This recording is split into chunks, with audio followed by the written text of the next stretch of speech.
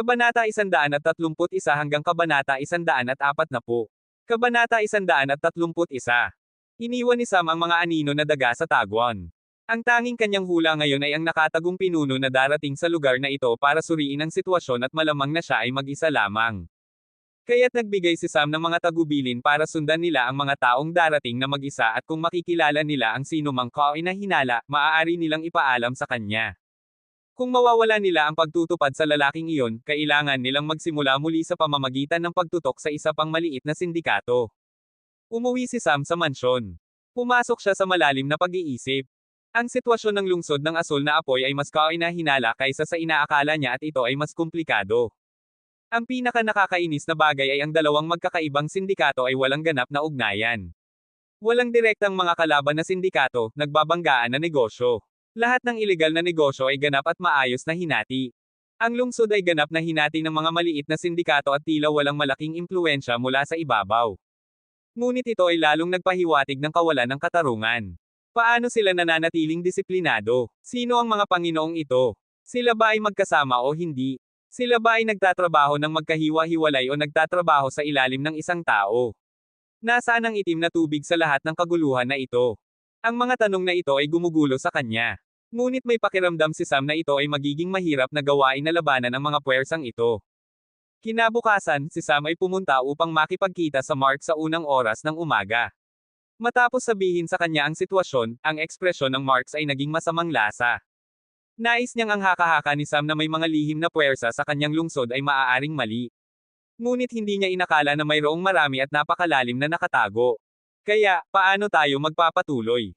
Kahit na ang sitwasyon ay hindi iyon ang ninanais niya, talagang gusto niya, kinaya niya pa rin at nag-isip ng patungo. Pagkatapos lahat, mas mahalaga na linisin ito. Nag-isip sandali si Sam at nagsalita.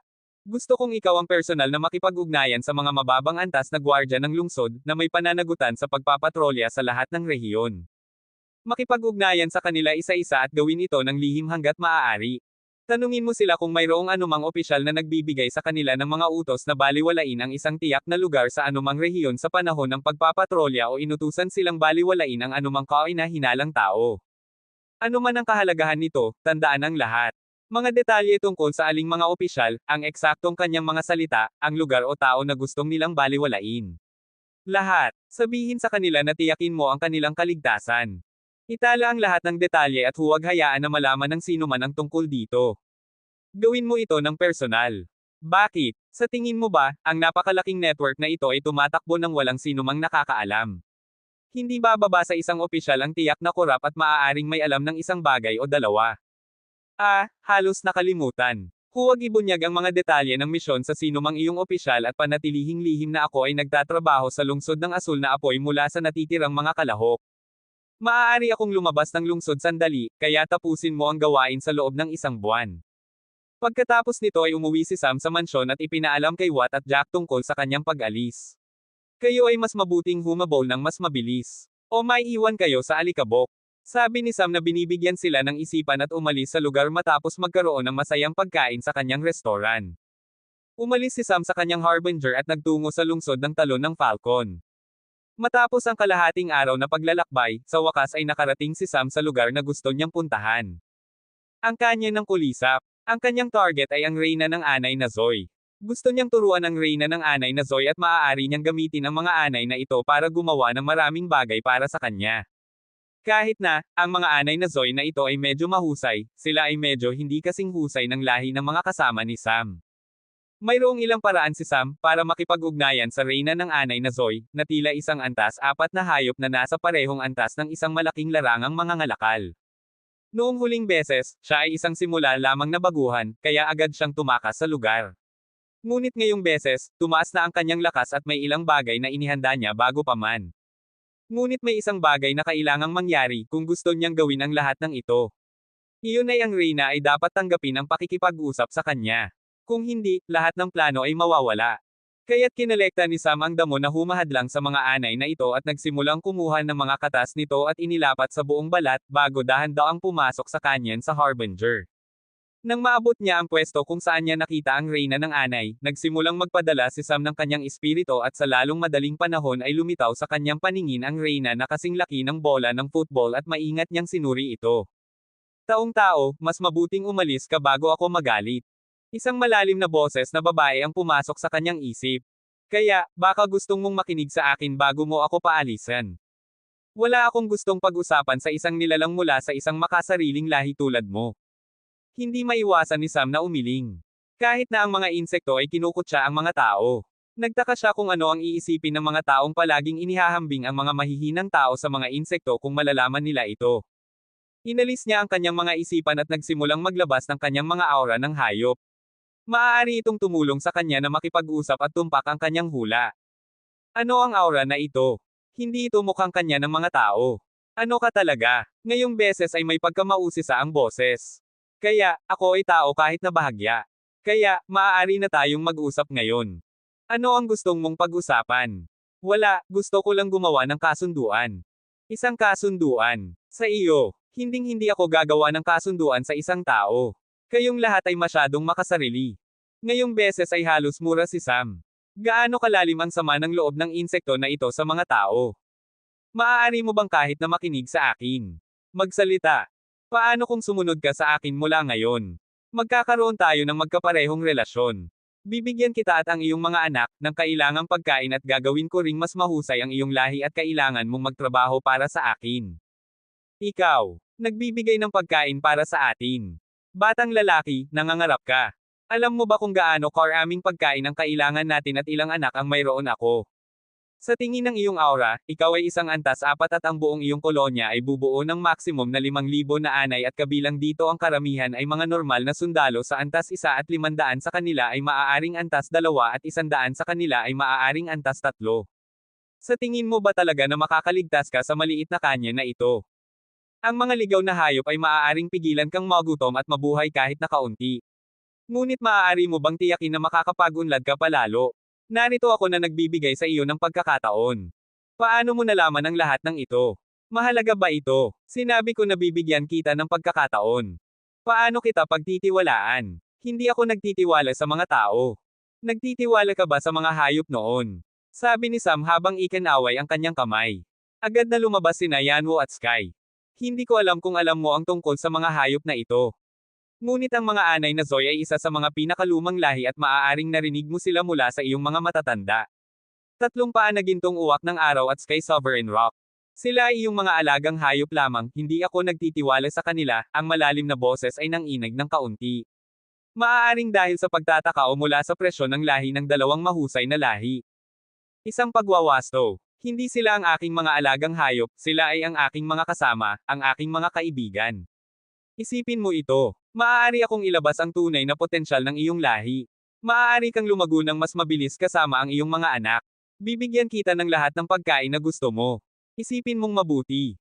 Tapos na si Sam sa kanyang sinabi at agad na umalis sa lugar. Umuwi siya sa kagubatan ng hindi nag-aaksaya ng oras dito. Dahil may kumpiyansa siyang maaari niyang hikayatin ang reyna ng anay. Mas mabuting tumutok siya sa paggawa ng ilang paghahanda sa pagkain na kailangan para sa mga anay na ito. Kaya, maghahanap si Sam ng ilang halamang gamot o halaman na mabilis na tumutubo pati na rin hanapin ang ilang hayop na mabilis na dumarami. Maaari niyang gumawa ng isang sakahan sa loob ng banal na sukat. Kaya, si Sam kasama ang kanyang mga hayop ay nagpatuloy sa paghuhuli sa malapit na kagubatan. Ang kanyang unang target ay ang mga halamang gamot. Habang, si Yanwo at Sky ay nakatuon sa mga hayop. Ang unggoy ay iniiwan para kumuha ng ilang puno ng prutas. Ang paghahanap ay ganap na walang resulta noong araw na iyon. Kaya, gumawa siya ng isang kampo at nagkaroon ng isang malayang tulog. Kinabukasan ng maaga sa umaga, pumunta siya sa malapit na sapa para tingnan kung maaari siyang makahuli ng isang bagay at nakakita siya ng isang bagay na talagang kawili-wili at iyon ay isang baboy ramo. Ang mga baboy ramo at baboy ay mabilis na dumarami pati na rin ang bilang ng mga supling ay medyo mataas. Ngunit kailangan niyang hanapin ang malaking baboy ramo na kasosyo at kailangan niyang gawin itong sumusunod sa pamamagitan ng puwersa ng hindi gumagawa ng kasunduan. Kung hindi, masakit itong kainin. Ang baboy ramo ay isang mababang antas lamang, kaya hindi iyon masyadong problema. Pagkatapos na mahuli ito ay nagsimulang maghanap si Sam ng mga bakas ng baboy ramo para maabot ang tahanan nito. Maaari niyang mahanap ang kasosyo doon. Kabanata 132. Nang maabot ni Sam ang tahanan ng baboy ramo, hindi niya nakita ang ibang baboy ramo, tila ito ay naglalakad mag-isa. Nilinis niya ang lugar na may ilang halamang gamot at umalis sa lugar. Patuloy siyang naghahanap at naghahanap. Sa wakas, nakakita siya ng isang bagay na nagpasaya sa kanya ng kaunti at iyon ay ang mga spring fowl. Ang mga manok na ito ay parang cross ng manok at kalapati. May katawan ng manok at ulo ng kalapati. Ang kanilang laki ay katulad din ng manok. Ngunit ang pinakamahalagang bagay ay masarap silang kainin at madali silang alagaan. Kumakain sila ng uod, insekto, buto, damo, butil, bulaklak. Hindi nila kailangan ng mga hayop na may espiritual na lakas para lumaki. Ngunit karamihan sa mga tao ay ayaw silang alagaan dahil ang kanilang bilis ng pagpaparami ay medyo mataas. Para kay Sam naman, ito ang eksaktong kailangan niya. Ang mga spring fowl na ito ay hindi lamang makakapagbigay ng pagkain para sa mga anay, maaari rin silang gamitin bilang magandang pagkain kung maayos silang alagaan. Kung ang mga spring fowl na ito ay alagaan gamit ang tubig at pagkain na puno ng espiritual na lakas, ang kanilang karne ay magiging isang mahusay na pampalusog na pagkain at kadalasan itong ginagamit para sa paglilinis at pagpapabuhay muli ng dugo at makakatulong din sila sa pag-aayos ng mga panloob na pinsala. Ngunit dahil sa kawalan ng kaalaman ng karamihan ng mga tao, hindi nila alam na ang pag-aalaga sa kanila ay magdudulot ng maraming benepisyo at nakikita nila lamang ang kanilang pagsisikap at hirap na kailangan. Ito ay isang malaking pagkakataon para kay Sam. Alam niya ng eksakto kung paano alagaan at ano ang ipapakain sa kanila para makuha ang mga benepisyong ito. At hindi niya inakala na makikita niya sila rito at tila sila ay antas isa lamang. Agad na nagsimula si Sam na kumuha. Ang mga spring fowl na ito ay dahil sa mababang lakas sa labanan ay naglalakad ng magkakasama at hindi sila masyadong nakakalipad. Kaya't nagsimula si Sam na suriin ang lugar. Ang mga manok na ito ay maaaring lumaki ng mas mabilis kung mayroon silang magandang pagkain, ngunit sa kanilang lakas sa labanan ay maswerte silang makakuha ng normal na damo at uod ng lupa. Hindi maiwasan ni Sam na ngumiti ng malaki. Nakahuli siya ng higit sa 20 manok, isang kabuuan ng 10 pares ng lalaki at babae. Kahit na kailangan itong panahon para palakihin sila, maaari pa rin niyang ibigay ang pagkain mula sa normal na paghuhuli para sa mga anay hanggang sa dumami ang mga manok. Ang tanging kawalan ng benepisyo ng mga manok na ito ay maaari silang lumaki lamang hanggang sa sila ay antas 5 at kapaki-pakinabang lamang sa mga nasa ilalim ng Grand Realm na paglinang. Tanging sila ang makakakita ng malaking benepisyo. Para sa mga nasa labas nito, makikita nila lamang itong isang masarap na pagkain. Matapos mahuli ang mga manok at ilagay sila sa loob ng dimensyon, nagpatuloy si Sam na maghanap ng iba pang bagay at sa lalong madaling panahon, nakakita siya ng isang bagay. Ito ay isang antas 2 na halamang gamot na nakakatulong sa paggawa ng ilang gamot o tabletang nagpapahinga ng espiritual na lakas. Kasalukuyan niyang kukunin ito nang may sumigaw mula sa likuran. Hoy, bata, mas mabuting iwan mo na ang halamang gamot na iyan dyan. Humarap si Sam at nakita niya ang isang grupo ng 3 tao na lumalakad patungo sa kanya. Lahat sila ay nasa initial novice na yugto. Hindi niya sila ininde at agad na inimbak ang halamang gamot. Ang kabataan sa gitna ay tila nagalit. Paano ka nakapaglakas ng loob? Atakehin mo siya. Agad niyang ibinigay ang utos sa kanyang 2 alipores na atakehin si Sam, ngunit naglabas si Sam ng kanyang aura na late-stage novice na nagpahinto sa kanila. Nang makita nila ang masamang tingin ni Sam, ang kabataan ay natakot at nang lumakad si Sam patungo sa kanya, lalong nagpapanik siya at umatras ng ilang hakbang. Huwag kang lumapit sa akin. Hindi ka makakatakas kung gagawin mo ang isang bagay sa akin. Alam mo ba kung sino ang aking ama? Doon lamang napansin ni Sam sila at nakita na ang kanilang mga damit ay mula sa pharmaceutical tower, hindi niya alam kung anong lungsod sila galing, ngunit sa tingin ng mga salita ng lalaki, maaari siyang anak ng isang mataas na antas na tao sa pharmaceutical tower. Hindi gusto ni Sam ang mga taong ito na binabanggit ang pangalan ng kanilang ama para makaligtas sa anumang bagay, ito rin ay isang uri ng mga batang mayaman at ito ang pinakamasamang uri. Kaya't nagkaroon siya ng ideya at nagsalita. Alam ko kung sino ang iyong ama. Ang boses ni Sam ay medyo mapanuya. Ngunit ang kabataan ay naguluhan, kung talagang alam ni Sam ang kanyang ama ay hindi siya magkakaroon ng masamang tingin. Baka akala niya ako ay anak ng kanyang kaaway. Iniisip ng kabataan at para sa kumpirmasyon ay tinanong niya. Sino ang akala mo ang aking ama? Ngunit ang sagot ni Sam ay nagpatahimik sa kanya. Gumawa si Sam ng ekspresyon ng pagtataka at pagkagulat at nagsalita. Kawawang bata, hindi mo man lang alam kung sino ang iyong ama. Hindi ba sinabi sa iyo ng iyong ina iyon? Hindi alam ng kabataan kung ano ang sasabihin habang ang kanyang mukha ay naging pula, kinagat niya ang kanyang ngipin at sumigaw. Humingi lang ako ng kumpirmasyon. Kung talagang alam mo ang aking ama o hindi. Kumpirmasyon. Bakit ka naguguluhan tungkol sa sarili mong ama para humingi ng kumpirmasyon sa isang estranghero tulad ko? Nagalit at nahiya ang kabataan, alam niyang nilalaro siya ni Sam, ngunit ang katotohanan na wala siyang magagawa tungkol dito ay lalong nagpapasama ng kanyang loob. Lumunok siya ng kanyang galit at tinanong. Alam mo ba ang aking ama o hindi? Hindi. Kung ganun, bakit mo sinabi na alam mo siya? Kasi, sa una akala ko alam ko siya, ngunit pagkatapos mong sabihin na kailangan mo rin ng kumpirmasyon kung sino ang iyong ama, paano ko malalaman kung siya ang iyong ama o hindi? Nilalaro ni Sam, ang kabataan ay halos mura ang kanyang 18 henerasyon. Ngumisi si Sam sa ekspresyon ng lalaking ito at umalis na lamang sa kanyang harbinger. Ito ay isang maliit na pangyayari lamang. Marami pa rin siyang gagawin. Sa harbinger ni Sam, napakabilis niya habang kinokolekta niya ang maraming halamang gamot at puno at nangangaso ng ilang maliliit na hayop.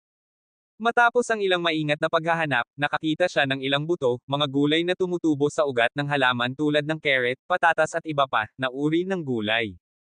Ang mga gulay na ito ay parang carrot ngunit ang tekstura ay medyo naiiba. Nakita niya ang maraming maliliit na bakas ng hayop na tila kanya ng mga kuneho at daga. Sa susunod na ilang araw, naghanap si Sam ng mga maliliit na hayop na ito na madaling lumaki at hindi kailangang maraming oras. Partikular, ang mga pulang buntot na kuneho na masarap ang lasa ay marami sa kagubatan na ito. Hindi inakala ni Sam na ang lugar na ito ay puno ng mga mahihinang hayop na ito at tila marami sila. Nakahuli siya ng higit sa 50 kuneho sa susunod na linggo. Gagawa siya ng isang lugar ng sakahan sa loob ng banal na dimensyon at aasikasuhin ng mga hayop ang natitira. Sa pagkakaroon ni Yanwo, Sky at Ape, magiging madali para sa kanya na pamahalaan sila. Pagkatapos lahat, ipapakita nila ang ganap na pagsunod sa presyon ng mga lahi na ito. Matapos ang linggong ito, bumalik si Sam sa kanya ng insekto para makipag-usap sa reyna ng anay. Kaya, sumasang-ayon ka ba o hindi? Taong tao, ano ang iyong pangalan? Sam. Sam, bakit mo ibinibigay ang kasunduang ito sa akin? Ito ay simple. Kailangan ko ang iyong tulong sa paggawa ng ilang bagay, dahil ikaw kasama ang iyong mga anak ay ginagawa itong mas madali para sa akin. Ngunit hindi ako maaaring samantalahin ka lang, di ba? Iyon ang dahilan ng kasunduang ito. Magkakaroon tayo ng magkaparehong benepisyo. Para sa inyo, ang paglaki ay titigil habang kayo ay lumalaki sa antas at walang sapat na pagkain. Ngunit kung ikaw ay gumagalaw ng malaya at kumakain ng gusto mo, magiging target ka ng maraming kalaban. Kahit na, kayo ay matapang, hindi ninyo kayang harapin ang maraming kalaban. Kailangan mong maabot muna ang isang tao at kagatin siya. Ngunit kung harapin mo ang isang kalaban na mas malakas, mamamatay ka. Bakit magpapahirap pa? Kung talagang alam ng mga tao ang sapat na impormasyon tungkol sa iyo, maaari na nilang kinuha ka na. May bahid ng pang-uusig ang boses ni Sam. Yamang, alam mo ang sapat na impormasyon, sa tingin mo ba na makakakuha ka sa akin? Ito ay madali. Gusto mo bang subukan? Bakit hindi? Yamang gusto mong gumawa ng kasunduan, patunayan mong karapat-dapat ka. Sa sandaling matapos sabihin ng reyna ang mga salitang ito, naramdaman ni Sam na isang kawan ng mga insekto ang lumalabas. Hindi ito ang mga anay na Zoy, sa halip ito ay ang natitirang mga insekto na nasa ilalim ng pangangalaga ng anay na Zoy. Nakita ni Sam, higit sa 3 uri ng balang. At kahit na ang kanilang mga reyna na tila nasa antas 3 ay lumabas. Ngumisi si Sam nang makita ang sitwasyon. Bigla, ang kanyang itim na Amerikana ay kumikinang ng ginto. Ipinagpatuloy niya ang mga balahibo ng gintong uwak gamit ang kanyang lakas ng lahi. Hindi niya inilabas ang aura para pilitin ang mga insekto, sa halip ay binalot niya ang kanyang sarili ng diretsyo ng mga gintong apoy. Ang gintong liwanag ng Amerikana at ang mga gintong apoy na nagmumula sa kanya, ay nagbigay sa kanya ng ganap na mala-espiritong hitsura. Siya ay kasing ningning ng gintong araw. Ang mga balang na sumugod sa kanya ay nagsimulang sumunog at nahulog bilang abo. Ngunit may isang grupo ng balang na nakatiis ng apoy, sila ay imyon sa apoy ngunit hindi sa malaking lawak. Nang maabot nila ang gitna ng apoy, na si Sam, nasunog din sila hanggang sa mamatay. Ang iyong apoy ay maganda. Ngunit gaano katagal ka makakapagtagal sa espiritual na lakas na iyan? Huwag mong alalahanin iyan, mayroon akong paraan. Sa sandaling sabihin niya iyon ay medyo tumaas si Sam sa harbinger. Gumalaw lamang siya ng kaunti ang kanyang paa, at ang maliliit na parisukat na butas ay lumitaw sa gilid ng tabla. Mayroon din ilang butas sa ilalim ng tabla. Tingnan mo, paano ako makakapagtagal ng sapat na oras. Sa mga salitang ito, isang mataas na presyon na pulang kulay na gas ay ibinuhos ng malakas mula sa mga butas na ito at nagtapon si Sam ng maliit na apoy sa gas. Agad na nasunog ang gas. At ang apoy ay asul na kulay. Nagsimula si Sam na kontrolin ang tabla habang siya ay nakalutang sa ibabaw ng kanyan. Ang asul na apoy ay nagsimulang sumunog ng matindi na nasusunog ang mga balang. Tanging ang mga reyna ng mga kaawin ng balang ang imyon sa apoy at nang sila ay malapit ng gumalaw, nagtapon si Sam ng gintong bola ng apoy sa kanila. Kahit na, nakayanan nila ang isa o dalawang tamaan, hindi nila kayang tiisin ang sunod-sunod na ito. Ang kanyan ay ganap na natakpan ng asul na apoy sa gitna ay nakatayo si Sam na may kanyang gintong apoy na lumilikha ng isang pantasya na larawan. Kabanata 133. Ang pulang kulay na gas ay talagang methane na inihanda niya mula sa dumi ng blazing earth ball, hindi niya alam kung bakit ang gas ay lumabas na pulang kulay ngunit lahat ng iba ay normal tungkol sa gas maliban sa kulay at naging mas sumasabog kaysa sa normal na methane. Kung hindi dahil sa si Sam ay nagpilit ng gas sa mataas na presyon at nasunog ito nang ito ay tahimik, may malaking posibilidad na ito ay sasabog ng malakas. Maaari pa niya itong gamitin para gumawa ng mga pampasabog. Plano na niya itong gawin. Sapat na. Agad na sumigaw ang reyna ng anay na Zoe nang makita niyang lumalala ang sitwasyon. Ang lahat ng balang ay umatras at kahit na si Sam ay huminto sa daloy ng gas at pinigilan ang apoy sa paligid niya. Sumusang-ayon ako. Agad na sinabi ng reyna pagkatapos huminto ang labanan. Ngumiti si Sam. Sige naman, yamang nakapagkasundo tayo, lumabas ka kasama ang lahat ng iyong mga anak, kukunin kita. Sa sandaling matapos sabihin ni Sam ang mga salitang ito ay lumabas ang anay na Zoe na kasing laki ng bola ng football. At sumunod dito ang humigit kumulang 5,000 puting anay na nagsimulang lumabas ng butas. Mayroon akong isa pang kahilingan. Sinabi ng reyna ng anay sa isang seryosong boses. Tiningnan siya ni Sam na may tanong na tingin, na nagsasabi sa kanya na magpatuloy. Hayaang sumunod sa iyo ang natitirang mga insekto dito, kailangan mong tretuhin sila ng pareho ng pagtrato mo sa akin, sa parehong paraan, tutulungan kanila tulad ng pagtulong ko sa iyo. Hindi siya nag-isip ng marami, dahil ang mga anay na Zoe ay kumakain lamang ng espiritual na lakas mula sa mga buhay na nilalang, kahit na ang kanilang laway ay kinukuha ang lakas ng buhay ng katawan, bago ito mabulok ang natitirang balang at ibang mga insekto ay madaling makakain sila. Maaari niyang makita ang maraming gamit para sa kanila sa kanyang mga plano anyway, kaya malugod niyang tinanggap. Sa isang ikot ng kanyang kamay, ipinadala ni Sam sila sa neutral na rehiyon sa loob ng dimensyon at nang tingnan niya ito sa loob, nakita niya na ang mga anay ay nagsimulang hukayin ang lupa. Nagsimula na silang gumawa ng kanilang bagong tahanan. Ang natitirang balang ay nagsimulang hanapin din ang lugar para sa kanilang tahanan. Tapos na ni Sam ang lahat at tinawag muli sina Yanwo, Sky at ang unggoy. Pagkatapos silang magkita muli, nagsimula siya ng kanyang paglalakbay pabalik sa lungsod ng Marks. Ang paglalakbay ay maayos at mabilis. Pagdating ng oras na pumasok si Sam sa lungsod, naghihintay na sa kanya sina Watt at Jack na may ilang balita tungkol sa nakatagong pinuno ng sindikato. Tila natukoy nila ang nakatagong pinuno sa tulong ng mga anino na daga. Ngunit ang pagkakakilanlan ay nagpapahinto sa kanila na kumilos, kaya naghintay sila na dumating si Sam. Ano ang nangyari? Tanong ni Sam pagkatapos nilang pumasok sa kanyang silid-aralan. Nakita niya na sila ay nag-aalala tungkol sa isang bagay. Natukoy ng mga anino na daga ang nakatagong pinuno, ngunit hindi tayo sigurado kung paano magpapatuloy pa. Bakit? Ang lalaking iyon ay talagang isang batang mayaman ng isang pamilyang marangal.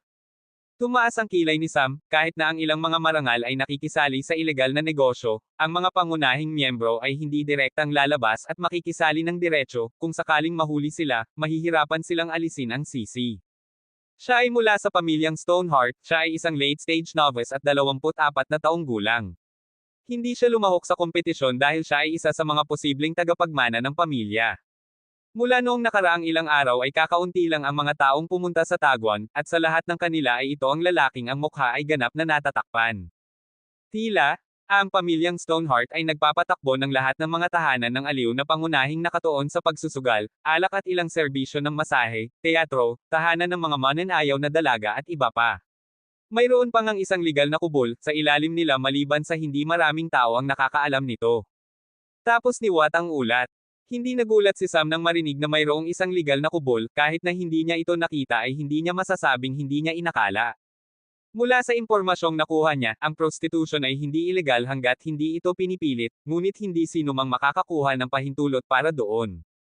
Sa totoo lang, mayroon din namang legal na kalakalan ng alipin sa panahong ito, ngunit iyon ay para lamang sa mga alipin ng digmaan. Ang mga nahuling sundalo o ang mga marangal ng ibang imperyo ay ibinebenta bilang mga alipin ng digmaan at karaniwang tanging mga marangal ang makakabili sa kanila. Pumasok si Sam sa malalim na pag-iisip. Ang isang pamilyang marangal sa isang lungsod ng Marks ay hindi biro, sila ay kasing lakas ng isang lungsod ng Konde. Mayroong humigit kumulang 6 na pamilyang marangal kabilang ang pamilyang Blue Flame ng Mark sa lungsod na ito. Mula sa natitirang 5 pamilya, ang pinuno ng pamilyang Stoneheart ay ang pinakamalakas na ang pinuno ng pamilya ay isang early-stage Grand Realm Warrior. Upang maging mas tumpak, siya ay ang antas isa na Grand Realm Warrior na 3 antas lamang ang ibaba ng sarili ng Marks. Ngunit ang pinuno ng pamilya ay hindi ang pinakamalakas, sa halip ang naunang pinuno ng kasalukuyang pinuno ng pamilya, na kaparehong henerasyon din ng naunang Marks ay ang pinakamalakas ng pamilya na maaaring kasing lakas ng Marks kung hindi man mas malakas. Ngunit walang nakakaalam kung ang matandang pinuno ng pamilya ay nasa loob ng pamilya o naglalakbay sa paligid. Hindi lang siya, lahat ng kasalukuyang pinuno ng pamilya ay kaparehong henerasyon ng Marks at ang mga pinuno ng nakaraang henerasyon ay naglalaro sa likod ng eksena. Iyon ang dahilan kung bakit mahirap na makipag-ugnayan sa mga pamilyang marangal at ngayon ang kanilang target ay isang posibleng tagapagmana ng posisyon ng pinuno ng pamilya ng isang pamilyang marangal. Magiging komplikado ang mga bagay kung may nakakaalam kahit na isang maliit na ugnayan pagkatapos nilang kumilos. Matapos ang ilang pag-iisip, tanong ni Sam. Ang kanyang pang-araw-araw na gawain. Nagsasanay siya sa kagubatan araw-araw mula umaga hanggang hapon, mula hapon hanggang gabi, hindi siya lumalabas ng kanyang ari-arian kahit na kailan. Bawat gabi, naglalakad-lakad siya para suriin ang anumang negosyo ng kanilang pamilya, tila pinipili niya ito ng random. Kumakain siya ng malaking pagkain bawat gabi. Nagel-inang siya buong gabi, sa kanyang mansyon. Mayroon siyang 2 gwardya na palaging nakasama sa kanya. Hindi siya masyadong nakikisama sa mga batang mayaman. Nakatira siya ng simple at payapa. Wala siyang katulong na babae o iba pang kasambahay. Ang pagkain ay ang tanging material na bagay na hinahangad niya at palagi siyang kumakain ng marami. Dati niyang kinukuha ang pagkain na ito mula sa restoran ni Zeke, ngunit mula noong nakaraang 2 araw, kinukuha na niya ang pagkain mula sa iyong restoran. Nang marinig ito ni Sam, nagsimula siyang mag-isip muli. Bantayan ang kanyang mga galaw sa susunod na linggo, suriin kung mayroon siyang ugnayan sa ibang tao, gamitin ang mga anino na daga, at ikaw din ang kumilos ng personal. Suriin kung siya ay gumagawi ng kakaiba sa anumang partikular na pagkakataon. Nagbigay si Sam ng kanyang mga tagubilin. Agad na umalis sina Watt at Jack. Matapos ang ilang pag-iisip, nakalok ni Sam ang pinto at pumasok sa dimensyon. Sa oras na ito, ang mga anay at balang ay nakakaayos na sa kanilang bagong tahanan. Sa totoo lang, marami sa kanila ang masaya dahil ang dimensyon ay puno ng espiritual na lakas. Pumunta si Sam patungo sa unggoy at binigyan ito ng ilang tagubilin. Nagsimulang hukayin ng malaking pabilog na hukay ang unggoy. Gumagawa siya ng paghahanda para sa kanyang hinaharap na negosyo. Dahan daw ang lumakad si Sam patungo sa itlog ng Hydra. Ang itlog ay nakarating na sa huling yugto ng pagpisa at magagawa ito sa ilang oras. Plinano niya ang kanyang paglalakbay ng maayos para tiyakin na babalik siya sa lungsod bago ang itlog ay mapisa. Matapos maghintay ng mahigit sa 3 oras, nakita ni Sam ang maliliit na bitek na nabuo sa itlog sa loob ng porma sayon. Nakita niya na ang itlog ay nabubuo ng bahagya at isang maliit na ulo ng ahas ang lumitaw mula sa butas. Sa loob ng ilang segundo, ang buong nilalang ay lumabas at nakita ni Sam ang Hydra na may 9 na ulo, likod na paan ng aso, kuko para sa mga paa sa harap, buntot ng dragon ngunit lahat ng ito ay nasa maliit na anyo. Ang 9 na ulo ng ahas ay gumagalaw at tumitingin sa paligid ng may pagkamausisa. Hindi lumakad si Sam patungo sa hayop. Tumayo lang siya doon at tiningnan ito. Matapos ang ilang oras, ang maliit na Hydra ay tumingin kay Sam at lahat ng kanyang 9 na ulo ay tumingin sa kanya at agad na ang maliit na nilalang ay gumalaw ng hindi maayos patungo sa kanya. Nagtagal bago ito sanayin ang kanyang katawan at sa wakas ay nakarating ang Hydra sa kanyang paa pagkatapos ng ilang pagsisikap at malaking pagsisikap. Itinulak nito ang gitnang ulo nito sa kanyang binti na para bang hinihiling na buhatin siya. Dahan daw ang kinuha ni Sam ang sanggol na kasing laki ng isang 4 na taong gulang na bata at tiningnan ito ng may ngiti. Ang nilalang ay yamakap sa kanya na para bang siya ang pinakakapamilyar na bagay at pinakamalakas na bagay para sa kanya. Ito ay dahil sa pagbubukas. Yamang ginamit ni Sam ang kanyang dugo para gumawa ng mga tanda, ang Hydra ay pamilyar sa kanyang presensya. Ito ang paraan na ginamit ng nakakulong na Hydra para tiyakin na ang sanggol ay makakasama ang taong nagpisa ng itlog. Malapit na sinuri ni Sam ang sanggol. Ito ay karaniwang puti ang kulay na may lila na mga pattern sa likod ng mga ulo nito. Ang lila ng mga pattern ay nagsimula mula sa kanilang mga mata hanggang sa likod ng mga ulo, gulugod at nagtapos sa buntot. Matapos suriin ang kasarian ay nalaman ni Sam na ito ay babae at nagsimula si Sam na mag-isip ng mabuti tungkol sa kung anong pangalan ang ibibigay niya sa kanya. Pagkatapos lahat, ang henyong ito ay ganap na tanga sa pagpapangalan. Kabanata 134. Nag-isip sandali si Sam at sinubukang isipin ang angkop na pangalan, matapos ang ilang pag-iisip, hindi pa rin niya alam kung ano ang angkop para sa isang Hydra na posibleng maging kakaiba sa hinaharap. Matapos ang ilang pagsasaalang-alang, nagpa siya si Sam na pangalanan itong Mia. Hindi dahil sa naisip niyang ito ay angkop, kundi dahil nakarating siya sa conclusion dahil alam niyang hindi niya kailanman malulutas kung ang anumang pangalan ay angkop o hindi. At para bigyang katwiran ang kanyang sarili ay sinabi ni Sam. Tulad ng sinabi ni Shakespeare, ano ang mayroon sa isang pangalan?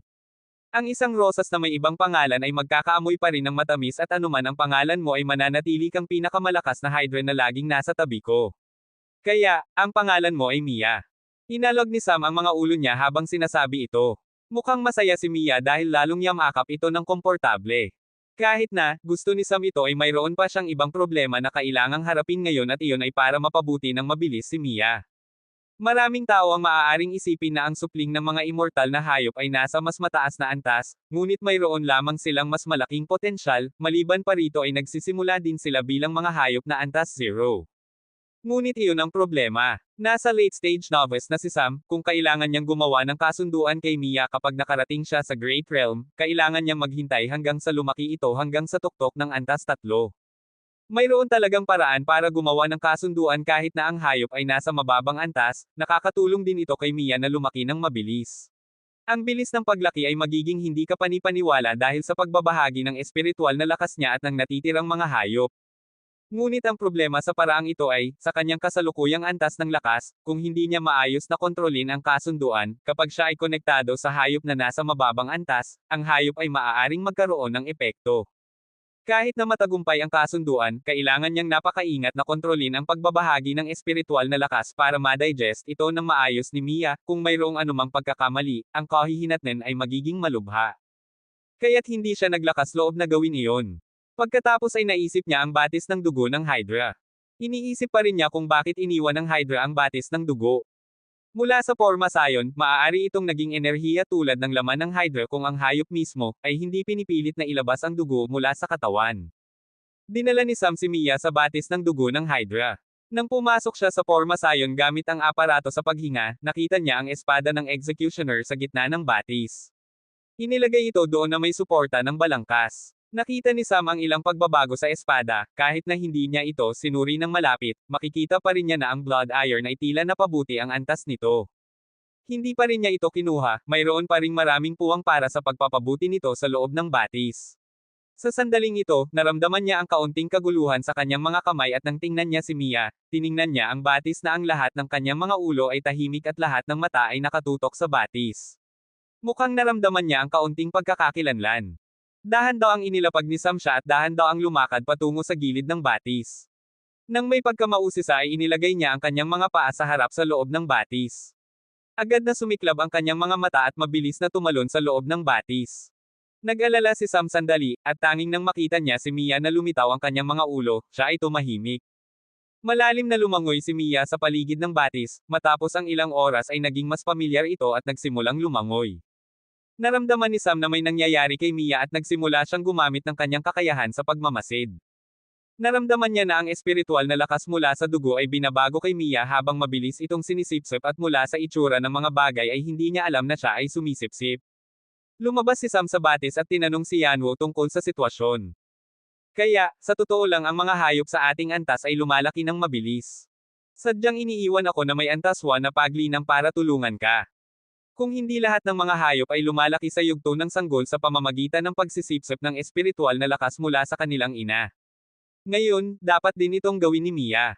Hindi nagulat si Sam dahil alam na niya na maaari itong mangyari, mayroon pa siyang ilang pagdududa sa paglinang ni Yanwo, ngunit pinigilan niya ang kanyang sarili na magtanong. Ngayon alam na niya na si Yanwo ay sadyang pinigilan, nalilito si Sam.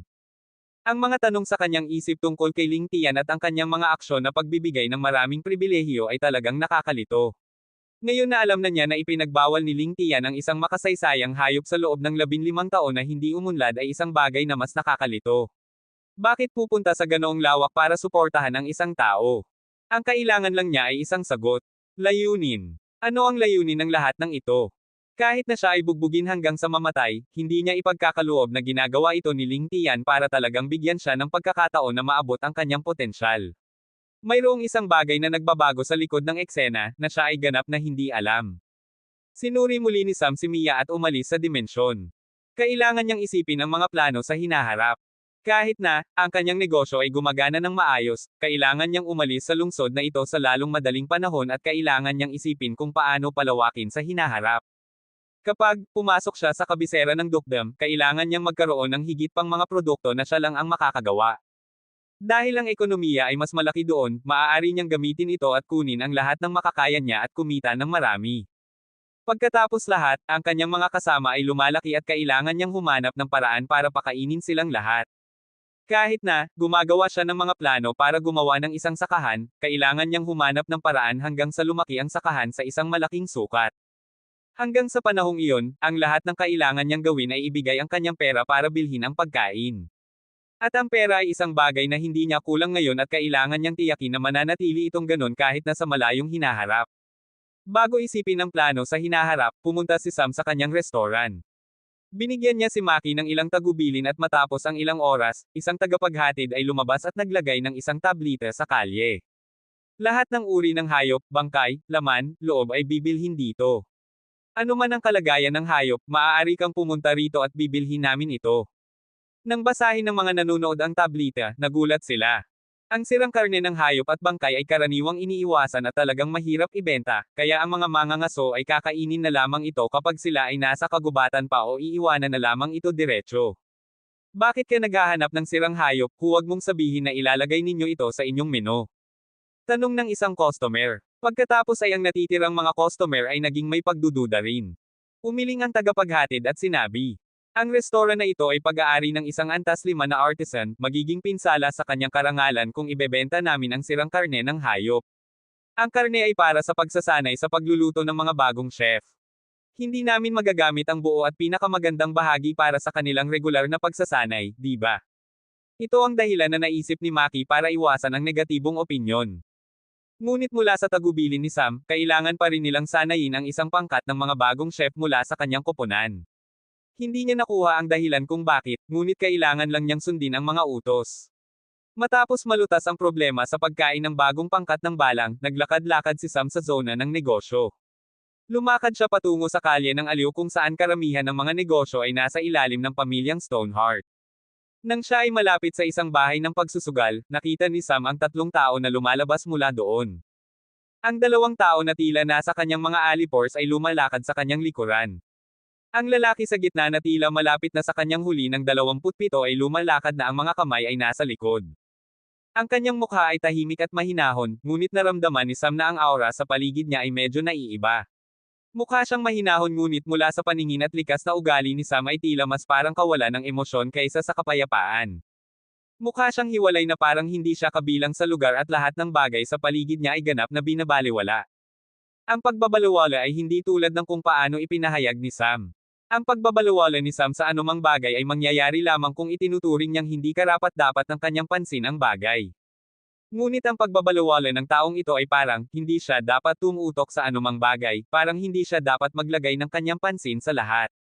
Mukhang medyo pinipilit. Namasid ni Sam ang lahat ng bagay na ito sa isang sulyap, ito ang kanyang karanasan sa pagkikita sa lahat ng uri ng tao. Nabasa ni Sam ang maraming bagay sa kanyang nakaraang buhay para matuto ng marami. Kung mas mahirap ang paksa na maunawaan, mas maraming pagsisikap ang ibinibigay niya at mas magaling siya at sa lahat ng bagay na binasa niya, ang pinakamaraming bagay ay ang mga tao. Ang kanilang mga emosyon, kanilang mga ekspresyon lahat ay napakahirap na maunawaan na hindi natin alam kung ang kanilang mga ekspresyon at salita ay talagang gusto nilang ipahayag. Ang ilang tao ay may dalawang mukha, ang ilan ay tatlo, ang ilang tao ay may maraming mukha na hindi mabilang. Pinakakatakot ni Sam ang mga uri ng tao na ito at para malampasan ito, natuto siyang basahin ang mga tao. Kaya, kung makakakuha siya ng isang tao sa kanyang pinakakaraniwang estado, maaari niyang mahulaan ang maraming impormasyon. At mula sa impormasyong nakuha niya mula sa taong ito, hinala niya ang kanyang pagkakakilanlan. Kabanata 135. Hindi nakipagkita si Sam sa batang mayaman na Stoneheart. Tiningnan lang niya ang kabilang panig ng ilang oras at nagpatuloy sa kanyang sariling landas. Gusto lang niyang maghintay at tingnan ang mga ulat ng pagsisiyasat tungkol sa lalaking ito at pagkatapos ay magpasya kung ano ang gagawin next. Matapos ang isang linggo, nang makakuha siya ng ulat, nagpasya si Sam kung ano ang gagawin. Ang lalaking ito ay lihim na nakikipagkite sa isang tao sa kanyang pribadong bahay. Sa bahay na iyon, walang sinumang makakapasok maliban sa kanya at sa kanyang dalawang gwardya. Ngunit mula sa dala ng mga anino na daga, isang tao ang pumasok ng lihim sa pribadong bahay na ito at tila siya ay lubos na iginalang ng batang mayaman. Nag-usap sila tungkol sa ilang paglinang, at pagkatapos ay ang pangunahing punto. Ang pagkasira ng tagwan. Tila sila ay nag-iimbestiga para makakuha ng mga hula kung sino ang may pananagutan nito ngunit walang resulta. Ngayong ang kanilang mga hinala ay napatunayan, mayroon lamang isang bagay na kailangang gawin ni Sam. Isa sa mga anino na daga ay sumunod na sa lalaking bumisita sa batang mayaman noong gabing iyon at kailangan lang nilang maghintay para sa ulat kung sino ang lalaking iyon. Kailangan ni Sam na gumawa ng plano para makuha ang batang mayaman na ito, nang walang sinumang nakakaalam. Kahit na may isang tala na naiwan, magkakaroon lamang siya ng dalawang pagpipilian. Ang isa ay tumakbo at ang pangalawa ay pumatay muli ng ibang pamilya. Kaya, mas mabuting tiyakin na walang tala na naiwan. Matapos ang ilang pag-iisip, nakakuha si Sam ng ideya.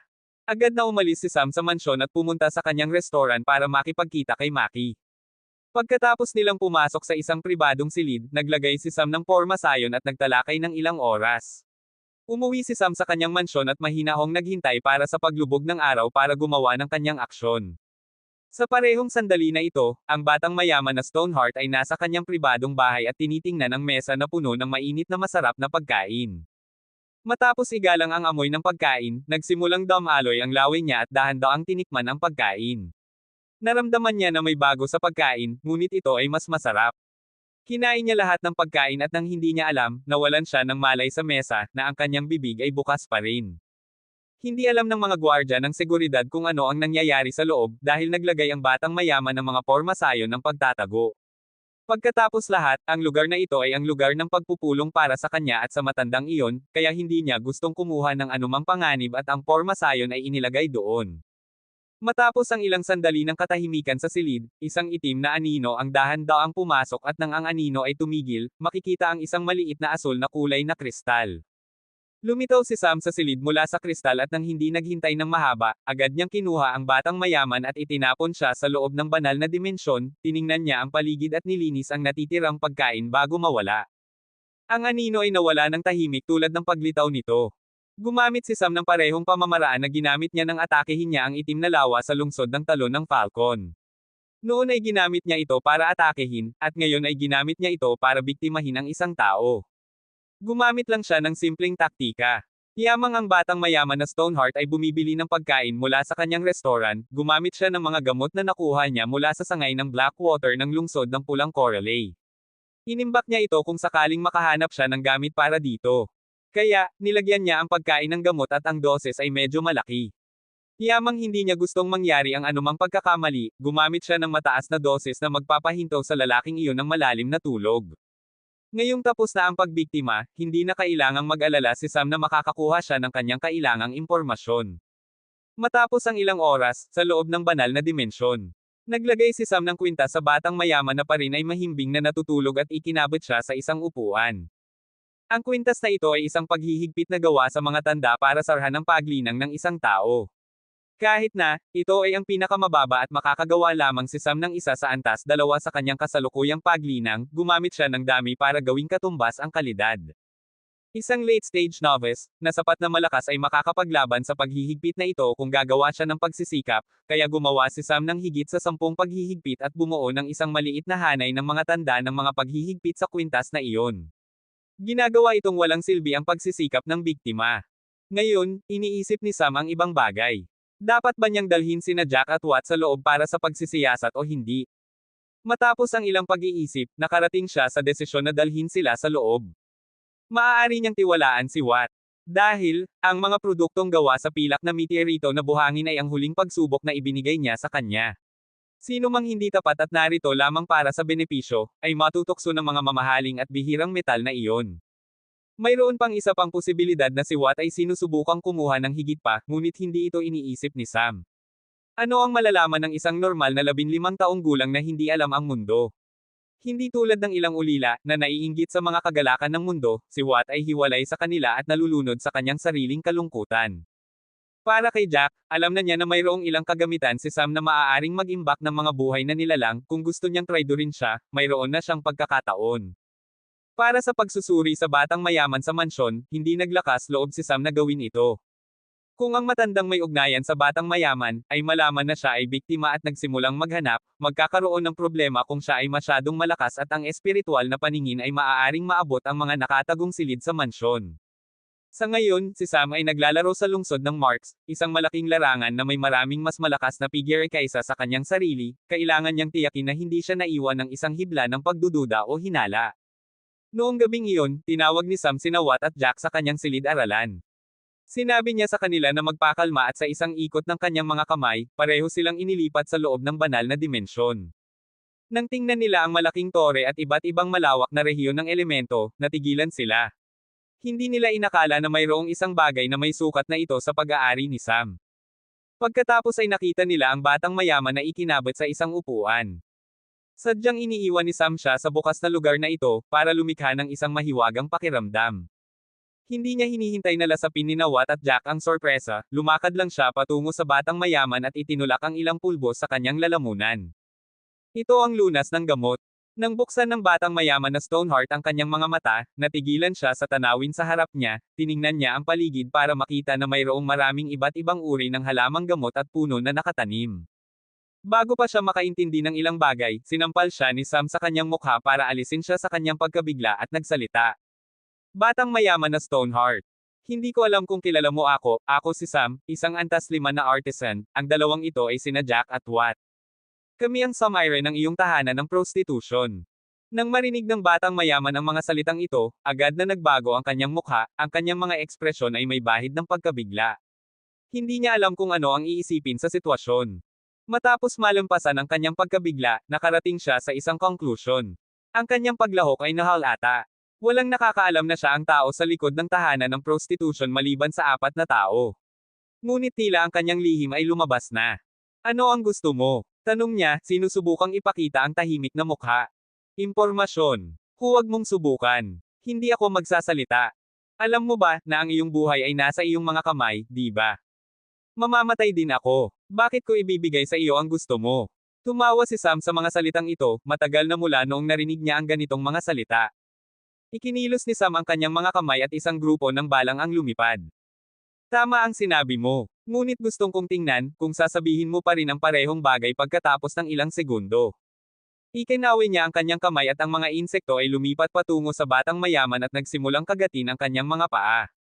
Agad na nagbago ang ekspresyon ng batang mayaman. Ang kanyang mukha ay naging mapatla at nagsimulang pawisan ng malakas. Ang kanyang mga paa ay nagsimulang dumyugo at nararamdaman niya na ang kanyang laman ay kinakain ng bahagya ng mga insekto. Matapos ang ilang oras, ang mga insekto ay tila napupuno na, lumabas sila mula sa mga paa at bumalik sa grupo. Ngunit pagkatapos nito, isa pang grupo ng mga insekto ang dumating. Ngumisi si Sam ng may kalokohan at tanong. Gusto mo bang magkaroon ng isa pang round? Umiiling ng paulit-ulit ang batang mayaman. Nagsimulang magbunyag siya ng lahat ng impormasyon nang tanungin siya ni Sam. Hindi pa rin nakakalabas sina Jack at Watt sa pagkabigla sa pagkakakita ng dimensyon. Ngunit mayroon pa silang isa pang pagkabigla nang makita nila ang paraan ng pagsusuri ni Sam. Alam nila na maaari siyang maging walang awa, lalo na si Jack na nakita siyang pinupunit ang mga anak na mayaman sa lungsod ng Starwood. Ngunit hindi niya inakala na gagawin ni Sam ang mga bagay sa ganitong paraan. Hinihayaan ng isang tao na maramdaman na ang kanyang laman ay kinakain habang siya ay gising, ang pag-iisip lamang nito ay nagpapakaba sa kanila. Matapos makuha ang kailangang impormasyon, hinarap ni Sam ang likod at lumakad paalis kasama ang dalawa bago nagsalita. Reyna, lahat na sa iyo ang kanya. Sa sandaling sabihin niya ang mga salitang ito, nakita nilang lahat ang isang malaking puting insekto na lumabas mula sa lupa at gumapang sa katawan ng batang mayaman. Hindi. Nagsimulang sumigaw ang batang mayaman na ang kanyang mga mata ay malawak na bukas.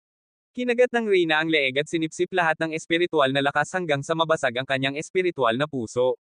Malinaw na tumanda ang batang mayaman sa pwesto. Ang kanyang lakas ng buhay ay humina habang ang kanyang mukha at balat ay naging kulubot at ang kanyang buhok ay nagsimulang maging puti. Ngunit bago matapos ang pagbabago, isang kawan ng mga insekto ang dumating at linisin ang laman. Sa loob ng isang minuto ay buto na lamang ang naiwan sa upuan. Kabanata 136. Lumabas si Sam sa dimensyon kasama sina Jack at Watt. Ang dalawa ay pa rin hindi makapaniwala. Hindi nila alam kung ano ang iisipin sa nakita nila sa dimensyon. Hindi nila inakala na maaaring magkaroon si Sam ng kawan ng mga insekto na maaaring kainin ng malinis ang isang tao hanggang sa buto. Sa lahat ng panahong ito, hindi man lang lumingon si Sam, iniisip niya ang impormasyong nakuha niya mula sa batang mayaman. Ang impormasyon ay hindi kailanman nakakagulat. Kahit na, sina Jack at Watt ay nagulat din ngunit iyon ay dahil sa kanilang pagbisita sa dimensyon. Ang impormasyon ay nagulat sila ngunit hindi higit pa sa karanasan. Matapos ang ilang oras para kalmayan ang kanilang sarili, umupo ang tatlo sa silid-aralan ni Sam. Kailangan nilang i-proseso ang impormasyong nakuha nila at isipin ang mga paraan para magpatuloy pa. Ang unang pag-iisip ni Sam nang marinig ang sitwasyon ng mga puwersa sa ilalim ng lupa ay, mabuting itinatago. Mula sa sinabi ng batang mayaman na Stoneheart, mayroong kabuoang 4 na tao sa bawat sona ng mga lungsod na ito na may parehong posisyon tulad ng kanya. Iyon ay nangangahulugang sa sona ng karaniwang tao, mayroong 3 pang nakatagong pinuno maliban sa batang mayaman mismo. Ang lahat ng 4 ay nasa ilalim ng utos ng Panginoon ng kani-kanilang sona. Mula sa alam ng batang mayaman, ang 4 na Panginoong ito ay nagtatrabaho ng magkasama at may posibleng pagkakataon na sila ay nagtatrabaho para sa isang tao. Ang pinakamahalagang bagay ay ang 4 na Panginoong ito ay hindi bababa sa late-stage Great Realm na paglinang at ang mga nakatagong pinuno na nagtatrabaho sa ilalim nila ay may late-stage novice na paglinang hindi bababa. Mayroon pang ang early-stage Great Realm na mga mananlinlang sa sona ng mga marangal. Ang pangunahing problema ay, ang batang mayaman na Stoneheart ay alam lamang ang pagkakakilanlan ng mga taong namamahala sa sona ng karaniwang tao. Kaya, kung kumilos si Sam, ang natitirang 3 sona ay magiging alerto. Ginagawa nitong komplikado ang mga bagay. Una, kailangan niyang mangalap ng impormasyon sa natitirang 3 kandidato ng sona din.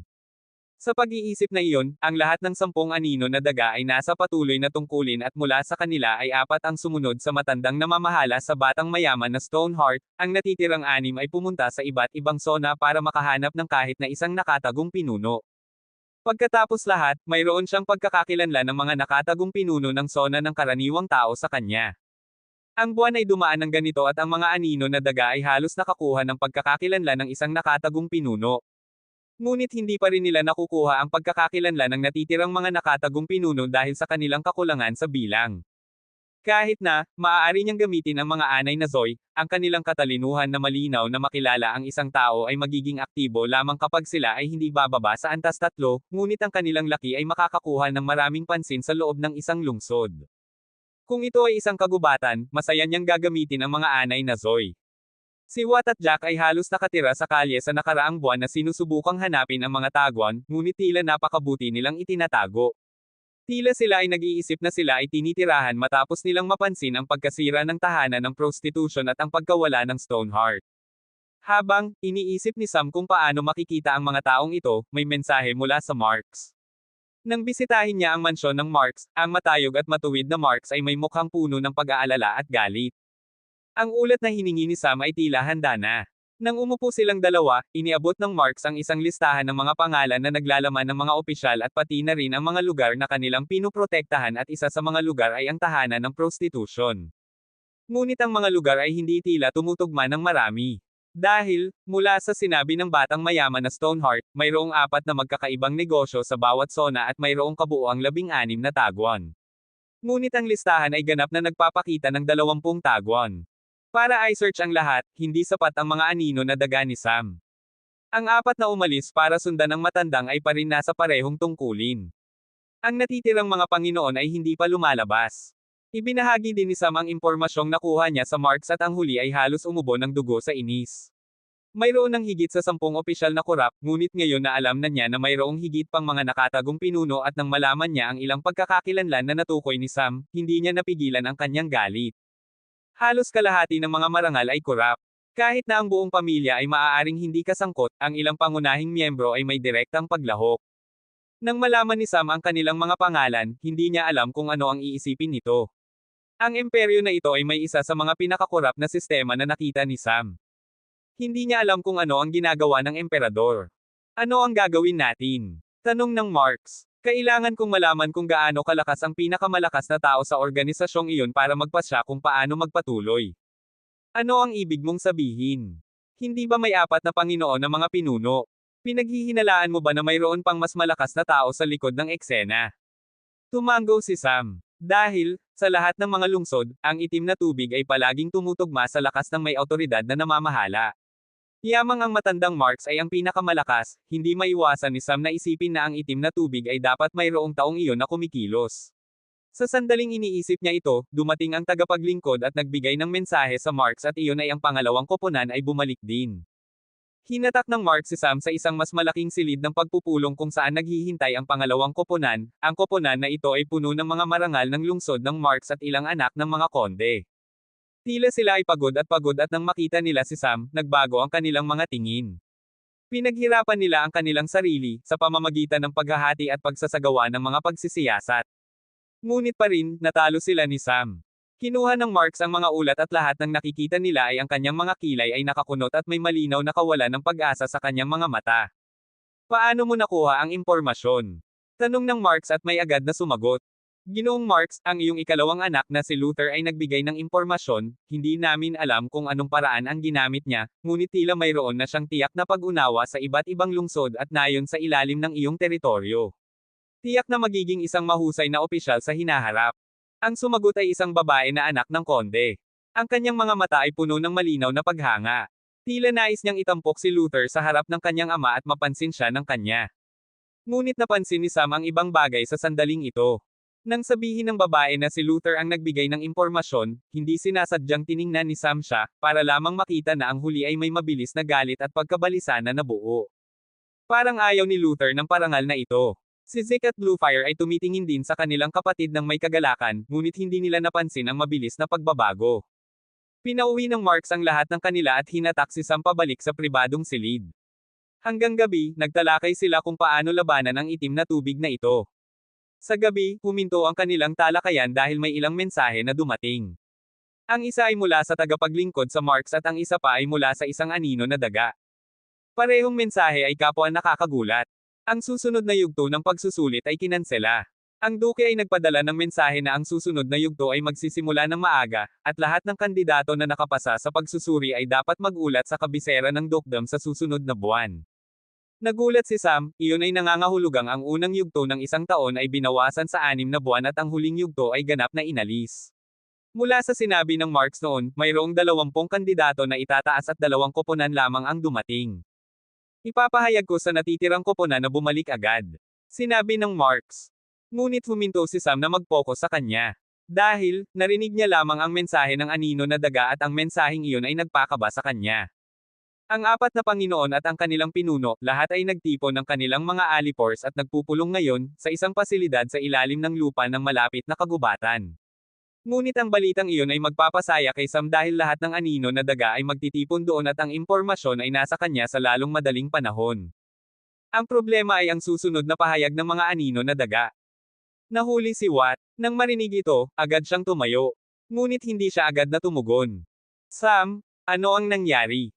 Tanong ng Marks. Ngunit walang sagot.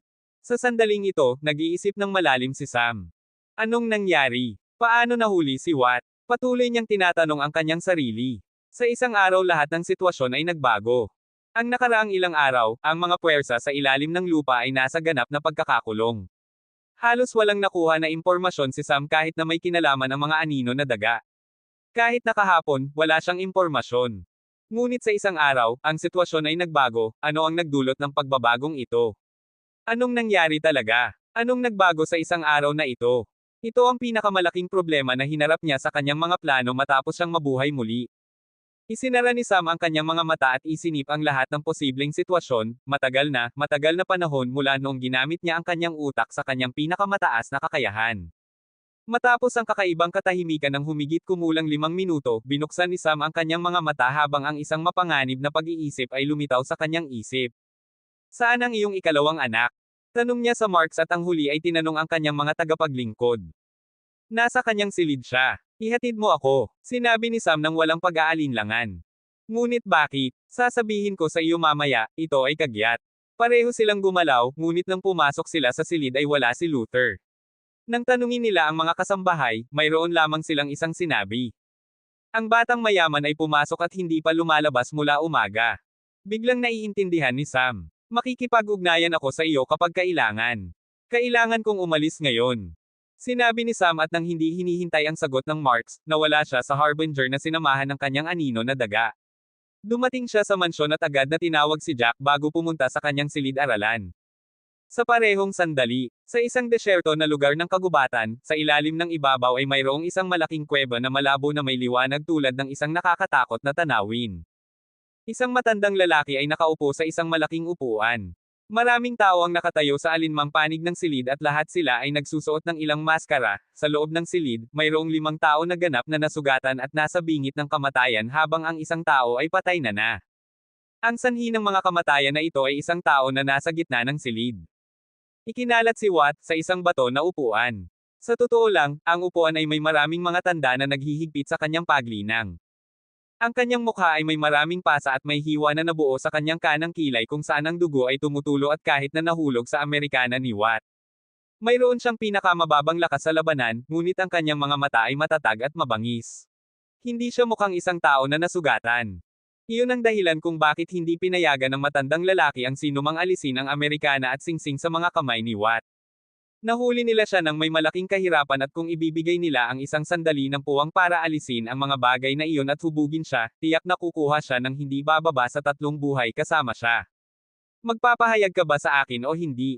Tanong ng matandang lalaki na isang tanong na malamang na inulit niya ng maraming beses. Kabanata 137. Ang matandang lalaki ay may malaking pangangatawan na may malakas na hitsura. Mayroon siyang makapal na balbas at bigot. Ang kanyang mga damit ay hindi rin gaanong mamahalin. Pareho lang siya ng anumang ibang karaniwang matandang lalaki. Mayroon kang mahusay na talento na nasa iyong paglinang sa edad na ito, ang iyong lakas sa labanan ay mahusay din. Tiningnan ng matandang lalaki ang 5 kalahating patay at ang patay na katawan sa sulok. Nagpatuloy siya pagkatapos ng maikling pagtitigil. Bakit hindi mo sabihin sa akin kung ano ang kailangan ko at papayagan kitang sumali sa amin? Kahit na, nagtatago tayo ng mababa, yamang nakilahok ka sa pagtalo sa mga organisasyon ng lungsod ng Konde ay dapat mong malaman ang aming lakas. Sabihin mo lang sa akin kung sino ang iyong pinuno. Sino ang nagtatrabaho kay Sam at sino ang tinitirahan ng itim na tubig. Tama iyon, ang matandang lalaki ay ang namamahala sa organisasyong itim na tubig sa lungsod na ito at siya ang lalaking gustong-gusto ni Sam na hindi narito sa lungsod na ito. Ang lihim na pinuno na nasa parehong antas ng matandang Marks, isang mangkukulam sa yugto na lampas sa Grand Realm na paglinang. Isang nascent mage. Pag-uusapan natin ang yugtong ito ng paglinang mamaya. Tiningnan ni Watt ang matandang lalaki at natitirang pangunahing miyembro na may isang mataas na tingin. Tiningnan niya sila na may malinaw na pagkainis. Sa nakaraang oras, siya ay pinahirapan at ginamo ng maraming beses, ang kanyang mga paa ay nasira, ang kanyang mga mata ay tinusok, siya ay pinunit, siya ay sinaksak. Ngunit hindi nila nakuha ang kahit na isang salita mula sa kanyang bibig. Ang paligid ng kanyang upuan ay natatakpan ng kanyang balat at dugo. Ang kanyang mukha ay naging mapatla. Uminom ng laway na may halong dugo si Watt. Ang mga pinsalang ito ay mula sa kamakailang pagsasaktan. Matandang lalaki, wala akong impormasyon para sa iyo ngunit maaari akong magbigay ng payo. Tumaas ang kilay ng matandang lalaki. Ito ang unang salita na binigkas ni Watt pagkatapos ng lahat ng oras na iyon, siya ay pinahirapan. Agad na nagkaroon ng interes ang kanya. Ano iyon? Kung aalis ka sa lugar na ito sa sandaling ito, maaari kang mabuhay. Sa loob ng ilang minuto, lahat kayo ay mamamatay. Lahat ay nagulat sa kanyang mga salita. Isang bilanggo, hindi bababa sa isang novice na ang paglinang ay pinigilan, pinahirapan, ginamo at pinahirapan muli ay hindi nagbibigay ng kanyang impormasyon sa halip ay nagbibigay ng babala at sa isang tao na daan-daang o kahit na libu-libong beses na mas malakas kaysa sa kanya. Hahahahahana. Hindi napigilan ng lahat na tumawa at kahit na ang matandang lalaki ay tumawa bago nagsalita ng may pang-uuyam. Sabihin mo sa akin, sino ang papatay sa akin? Malalaman mo kaagad. Alam mo ba kung ano ang malalaman mo, iyon ay para panatilihing sarado ang iyong bibig at isipin muna bago magsalita. Tiningnan niya ang isang batang lalaki malapit kay Watt na may hawak na kutsilyo at nagsalita ng malamig. Punitin ang kanyang mukha. Agad na nagbago ang kapaligiran. Ang pagpupunit ng mukha ng isang tao ay ang pinakamabigat na pahirap at lalo na kapag ang paglinang ng isang tao ay pinigilan. Kung ang kanyang isip ay bumagsak, maaari siyang mawalan ng malay, ngunit ang lalaking si Watt ay hindi kahit na nawalan ng malay. Ang batang lalaki na may kutsilyo ay lumakad pasulong at dahan-daang nagsimulang pupunitin ang mukha ni Watt. Nagsimulang tumulo ang dugo sa kanyang mga damit. Ang balat ay bumabagsak sa sahig. Ang tanawin ay labis na para sa mga kriminal na ito. Ngunit ang nagpakatakot sa kanila ay hindi ang dugo at balat, kundi ang ekspresyon ni Watt. Sa ilalim ng sakit at dugo na iyon, hindi siya kahit na kumikislap ng kanyang mga mata, walang kahit na isang bakas ng sakit sa kanyang mga mata. Ang mga mata na iyon, ay tulad ng dati. Nakatuon, mayabang, mabangis, malamig tulad ng isang falcon. Tiningnan niya ang matandang lalaki nang walang kahit na isang pagkalito. Mayroong 31 na tao sa silid na ito bukod kay Watt. Ang matandang lalaki. 4 na Grand Realm na mananlinlang. 16 na Great Realm na mananlinlang. 10 na novice na mananlinlang at mula sa kanila ay 6 na novice ang natalo ni Watt. Kung ang isang normal na novice ay napapalibutan ng puwersang ito, tiyak na ibibigay niya ang lahat ng impormasyon kahit na walang pahirap. Ngunit tiningnan ni Watt sila ng diretso habang ang kanyang mukha ay pinupunit. Siya ay parang isang hindi makataong figure na walang damdamin at emosyon. Ang lahat ng miyembro sa silid ay biglang nakaramdam ng kaba. Sa eksaktong sandaling ito, isang anino na daga ay gumagalaw sa kanyang estado ng anino ng mabilis. Nang ang anino ay pumasok sa kuwebang nasa ilalim ng lupa sa pamamagitan ng lihim na pasukan at nagsama sa mga anino ng mga tao, isinagawa ni Sam ang kanyang paningin habang tiningnan ang tanawin. Tiningnan niya ang kalahating pinunit na mukha ni Watt na ang mga mata ay nagliliwanag pa rin ng mabangis. Biglang naramdaman ni Sam ang kanyang panginginig. Hindi niya inakala na ang sitwasyon ni Watt ay ganito. Alam niya na ang sitwasyon ay hindi magiging maganda, iyon ang dahilan kung bakit siya gumalaw agad. Wala siyang anumang katulong at hindi rin maaaring magtiwala sa sinumang partikular kapag mayroon siyang napakapanganib na haka-haka sa kanyang isip. Nang makita niya si Watt, hindi niya napigilan na maramdaman ang kanyang galit na lumalaki. Sinuri niya ang silid at tiningnan ang matandang lalaki na nakaupo sa kanyang upuan na tiningnan si Watt na parang nanunood ng palabas. Sa isang tingin ay alam ni Sam na siya ang pinuno. Tiningnan ni Sam ang 4 na Grand Realm na mananlinlang. Lahat sila ay early stage Grand Realm na mananlinlang. Ang kanyang pangunahing banta ay ang matandang lalaki, pagkatapos ay ang 4 na Grand Realm na mananlinlang na ito. Para sa Great Realm na mananlinlang, kung makakayang hawakan niya ang matandang lalaki, madali silang mahahawakan. Si Jack ay nasa loob din ng dimensyon, hindi niya makita kung ano ang nangyayari sa labas, ngunit nang makita niya ang mukha ni Sam, naiintindihan niya na ang sitwasyon ay talagang hindi maganda. Sa ngayon, ang mukha ni Sam ay puno ng galit sa isang iglap at sa susunod na sandali, ang kanyang mukha ay naging kakaibang tahimik, ang hangin sa paligid niya ay tila nagyelo. Nakita ni Jack na binuksan ni Sam ang kanyang mga mata at nawala sa pwesto. Lumitaw si Sam sa ikalawang palapag, sa ngayon, ang oras ay hindi ang kanyang kaibigan. Kailangan niyang gumalaw ng mabilis hanggat maaari.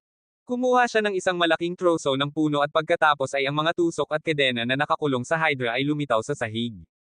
Hindi niya sapat na oras para pag-aralan ang mga kedena na ito, kaya hindi niya alam kung gumagana sila. Ngunit maaari na lamang niyang umasa dito, kung kailangan niyang harapin ang sitwasyong ito. Gumamit si Sam ng espada ng Reaper para putulin ang troso sa isang sibat. Gumawa siya ng 10 butas kung saan ipapasok ang mga tusok. Bukod sa mga ito ay may isa pang butas sa patag na dulo ng sibat. Kumuha si Sam ng isang malaking selula ng enerhiya at inilagay ito sa loob ng butas ng patag na dulo. Hawak niya ang isang sipit ng tanda at nagsimulang ukitin ang troso na may maraming pormasayo ng pagsisipsip ng espiritu.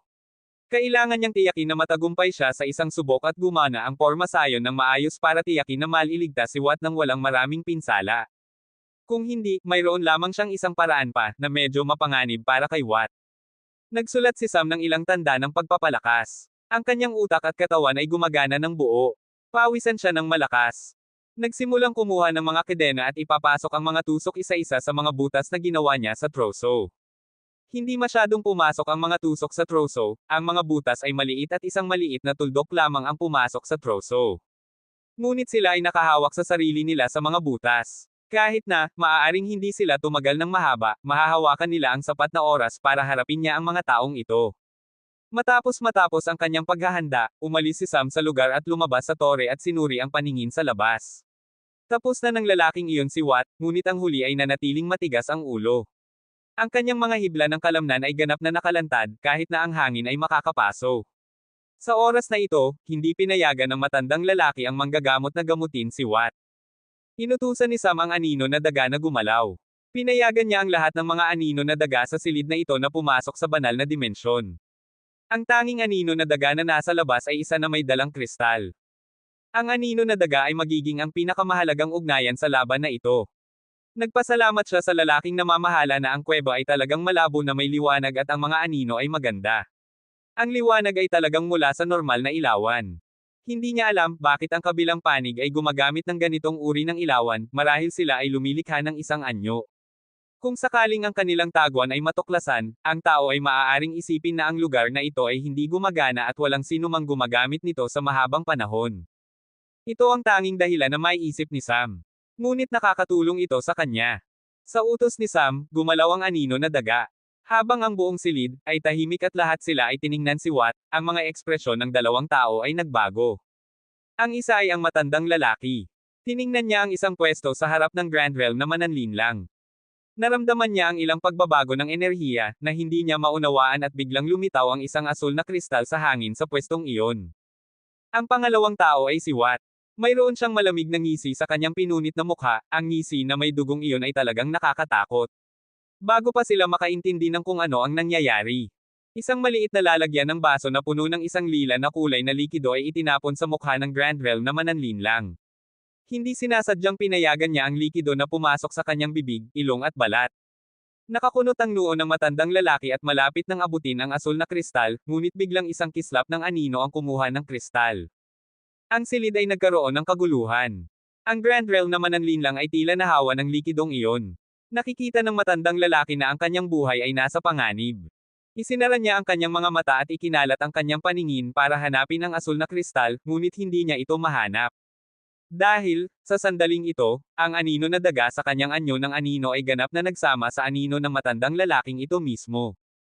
Ang espiritual na paningin ay maaari lamang makaramdam ng mga kaluluwa at ang iba pang mga bagay na mahawakan. Ang anino ay hindi isa sa mga ito. Sa pinakamababa ang espiritual na paningin ay maaaring gumana bilang normal na pamamaraan ng paningin at tingnan ang mga anino at kanilang mga galaw, ngunit hindi nito makikita ang kakaibahan sa isang anino, hindi bababa sa antas ng matandang lalaki. Matapos ibalik ng matandang lalaki ang kanyang espiritual na paningin, ang asul na kristal ay lumitaw muli, ngunit sa oras na ito, agad na gumalaw ang matandang lalaki, ngunit ang anino ay kumuha ng kristal. Ngunit ang pinakamasamang bahagi ay hindi lamang ang kristal ay nakatakas, nakarating ito sa dalawang target sa oras na ito at ang dalawang target na ito ay Grand Realm na mananlinlang. Nagpatuloy ang laro. Ang matandang lalaki ay ganap na nagpapanatili ng kanyang espiritual na paningin. Ngunit sa sandaling ito, naramdaman niya ang isang anino na gumagalaw sa isang sulok ng silid, nang lumakad siya patungo sa direksyong iyon, narinig niya ang isang hiyaw sa kanyang likuran. Tapos na ang isa pang Grand Realm na mananlinlang. Ang kanilang mga maskara ng espiritual na enerhiya ay para lamang sa pagbabago ng anyo, hindi sila kapakipakinabang para protektahan ang kanilang sarili. Ngayon lahat ng Grand Realm na mananlinlang ay natapos, sinusubukan nilang labanan ang lason ngunit nagiging mahina sila sa ilang segundo. Ang lahat ng natitirang tao ay nagpapalitan ng tingin. Hahaha. Isang tawa ang biglang pumutol sa tahimik na puno ng takot. Kabanata 138. Hahaha. Tumitawa si Watt na parang isang siraulo na puno ng dugo ang mukha. Mga tanga, sinisisi niya ang lahat sa silid na ginagawa silang galit. Gusto mo bang mamatay? Tanong ng isa sa kanila na may galit. Ulul, sinabi ko na sa inyo na umalis na kayo sa lugar na ito noong may pagkakataon pa kayo, ngayon kayo ay lahat ay isda sa tablang pangputol, mga tupa na naghihintay na patayin at may lakas pa kayong bantahin ako. Naghahamon ako sa inyo na patayin ako. Sumigaw si Watt habang tiningnan ang mga tao sa silid, kahit na ang matandang lalaki ay natatakot. Kahit na, hindi niya ito ipinapakita sa kanyang mukha, talagang natatakot siya sa maliit na kristal at sa anino na iyon. Ito ang takot sa hindi alam. Itinayo niya ang kanyang lakas ng loob at sumigaw sa silid. Sino ang duwag na iyon, na nangangalap sa atin, naghahaman ako sa iyo na lumabas at harapin ako. Nang sabihin ng matandang lalaki ang mga salitang ito, ang natitirang miyembro ay biglang nakaramdam ng kaunting lakas ng loob at nagsimulang asarin. Lumabas ka duwag na iyon. Harapin mo kami, kung may lakas ka ng loob. Halika labanan mo kami tulad ng isang lalaki. Nang sila ay nang-aasar, lumitaw muli ang asul na kristal at agad na 4 na tao ang nahiga sa sahig. Ang silid ay naging tahimik. Hindi sila naglakas loob na gumawa ng ingay. Ang matandang lalaki ay nagkakonsentre ng husto na ang mga ugat ay lumitaw sa kanyang noo at pawisan siya ng malakas. Ngunit napansin niya ang humigit kumulang 5 anino na gumagalaw at bago pa siya makagalaw, ang isa pang 5 tao ay nahiga. Muli siyang nabigla ng mga hiyaw at sa oras na makabawi siya ng kanyang konsentrasyon, nawala ang mga anino. Gumalaw siya ng kanyang mga kamay at isang alon ng tubig ang lumitaw sa sahig, gustong niyang gamitin ito para makuha ang asul na kristal at mga anino, ngunit hindi niya nakita ang anumang bagay. Sa sandaling ito, may isang anino na nagsama sa anino ng ilawan sa pader. Lumabas ka, maaari tayong mag-usap, kung hindi papatayin ko siya. Tinuro ng matandang lalaki si Watt habang nagsasalita. Ngunit sa sandaling matapos ang kanyang mga salita, 6 na Great Realm na mananlinlang ang inatake. Agad niyang sarado ang kanyang bibig. Matandang lalaki, mas mabuting matuto kang panatilihing sarado ang iyong bibig at isipin muna bago magsalita. Nang sumagot si Watt sa parehong mga salita, ang natitirang miyembro ay biglang naging kaba. Ang matandang lalaki ay tiningnan si Watt ng may malalim na pag-iisip. Hindi niya maaaring gumamit ng kasanayan na may epekto sa lugar dahil sa kanyang mga kasama. Ang pag-alis sa lugar na ito ay hindi isang pagpipilian dahil walang paraan para malaman kung mayroong taong sumusuporta sa kanilang target o hindi. Kung mayroong pag-atake, magiging magulo ang mga bagay. Hindi niya nakita ano ang bagay na nagpapahirap sa kanila at kahit na makakaya niyang alisin ito. Habang siya ay nag-iisip, biglang naramdaman niya ang pagbabago sa kanyang likuran at nang lumingon siya, nakita niya ang asul na kristal doon at bago pa siya makareact, isang malaking figure na puti na kasing laki ng bola ng sipa ang lumitaw mula sa kristal at kinagat siya sa kanyang tiyan, dantian. Bago pa siya makareact, naramdaman niya ang espiritual na lakas na tumatagas mula sa kanyang katawan, nang siya ay malapit ng gumalaw, nawala ang puting figure, lahat ay nagulat. Ang matandang lalaki, ay nagmamadali dahil ang kagat ay malapit sa kanyang espiritual na puso, kaya hindi niya nakita ang katotohanan na ang asul na kristal ay nandoon. Ang kanyang mga alipors ay hindi naglakas loob na lumapit sa kanya at gumawa ng isang hakbang paatras habang tiningnan siya. Bago pa sila makaintindi ng sitwasyon, nangyari ang isang bagay na mas kahanga-hanga. Isang maliit na napakakontrado na bagay na may enerhiya ang lumitaw mula sa kawalan at sumabog sa sugat ng matandang lalaki. Lalong bumukas ang sugat at bago pa siya makareact. Isang sibat na gawa sa kahoy na may maraming tusok na gawa sa metal na nakakabit sa mga kedena ang lumitaw mula sa kawalan kasama ang isang itim na figure. Sinalpok ni Sam ang sibat sa sugat na malapit sa espiritual na puso ng matandang lalaki.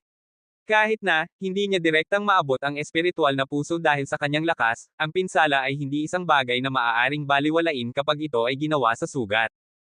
Nang sinalpok ang sibat, nagsimulang itapon ni Sam ang iba pang dulo ng mga tusok agad. Ang ilan ay tumagos sa mga tao at ang ilan ay tumagos sa mga pader at sahig. Ngunit sa loob ng ilang sandali, lahat ng 10 tusok ay inihagis ng tumpak at ang mga tanda sa kanila ay nagsimulang magliwanag. Ang lahat ng ito ay nangyari sa isang iglap. Bago pa malantad si Sam sa atake ng matandang lalaki, isinagawa niya ang mga tanda ng sibat na gawa sa kahoy at nawala sa pwesto habang pumasok siya muli sa dimensyon. Nagpadala ang matandang lalaki ng bala ng tubig sa pwestong iyon ngunit tumama lamang sa hangin, malapit na siyang gumawa ng isa pang galaw. Ngunit pagkatapos ay napansin lamang niya na hindi na niya maikokonekta ang kanyang espiritual na lakas. Ang kanyang enerhiya ay tumatagas at ang sibat ay sumisipsip ng kanyang enerhiya. Tiningnan niya ang paligid at nakita na ang mga miyembro ay nakakulong din sa loob ng forma sayon at hindi nila magawang tumakas. Pagkatapos ay lumabas si Sam mula sa forma sayon kasama si Jack, mabilis nilang kinuha ang natitirang mga lalagyan at itinapon sa Great Realm na mananlinlang, kahit na sila ay sumubok na harangan, walang silang magagawa. Hanggang sa ang lason ay pumasok sa kanilang sistema ay sira na sila. Kumuha si Sam ng kanyang espada ng Reaper at nagsimulang kunin ang kanilang mga buhay habang sila ay nasa kaguluhan pa rin. Ang huling isa lamang ang nakagawa ng ilang labanan, ngunit ang kanyang kalooban ay ganap na nawasak nang makita niya ang kanyang pinuno na walang galaw. Para sa mga novice, iniiwan niya sila kay Jack, na gumamit ng kanyang espada at lason ng sabay para sugpuin sila. Partikular na sinabi ni Sam sa kanya na sugpuin sila. Hanggang sa hindi sila agad na pinatay ay okay lang. Hindi na iniintindi ng matandang lalaki ang kanyang mga alipors, sinusubukan niyang alisin ang sibat, ngunit hindi niya magawa dahil ang forma sayon ay ganap na gumagana. Kahit na, ang pagpasok ng enerhiya ay mababa, dahil ang paghihigpit ay mababa rin, gumana ang forma sayon. Ang pinakamalaking alalahanin ni Sam ay ito, ngunit mayroon pa rin siyang isang alternatibong plano. Lumakad siya patungo kay Watt at tinanggal ang mga paghihigpit. Nagsimulang gamutin niya siya, may halo siyang komplikadong emosyon. Alam niya na tapat si Watt, ngunit hindi niya inakala na ganito katapat. Ang pinakamabigat na tumama sa kanya ay ang kabilang panig na walang kondisyon na nagtiwala sa kanya.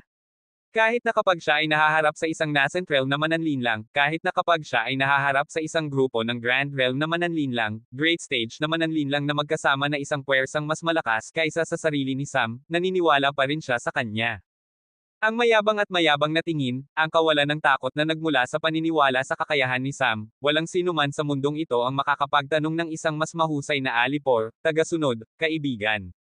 Mabilis na gumagaling ang balat sa mukha ni Watt at malapit nang bumalik sa normal ang kanyang mukha. Binigyan ni Sam ng isang table task si Watt na nakuha niya mula sa kagamitan, ito ay para mabawi ang kanyang espiritual na lakas. Matapos mabawi si Watt, sa wakas ay nakapokus si Sam sa matandang lalaki. Hindi siya nagsalita. Sa isang tingin ay masasabi niya na ito ang gawain ng itim na tubig. Gusto mo bang harapin siya o gusto mong harapin ko siya? Tanong ni Sam nang walang pag-aalala. Gusto ko ang isa na nagbigay ng impormasyon, hindi itong lalaki. Sumagot si Watt. Lumakad si Sam patungo sa mga novice na sinusubukang labanan ang lason. Ang lason na ginamit sa kanila ay hindi talaga ang dalisay na dugo ng Hydra, sa halip ay isang napakadilaw na bersyon nito. Okay lang sila ngayon. Ngunit dahan-dahan, ang kanilang mga maskara ng espiritual na lakas ay nawawala habang naghihintay si Sam doon, at malapit nang mahanap niya ang mukhang hinahanap niya. Luther. Tinawag ni Sam habang tiningnan ang pinakamababa na anak ng Marx. Ang isa na sikat sa kawalan ng ambisyon, ang isa na sikat sa kawalan ng hidwaan, ang isa na sikat sa pagiging mabait. Ang lalaking ito ay bahagi ng itim na tubig.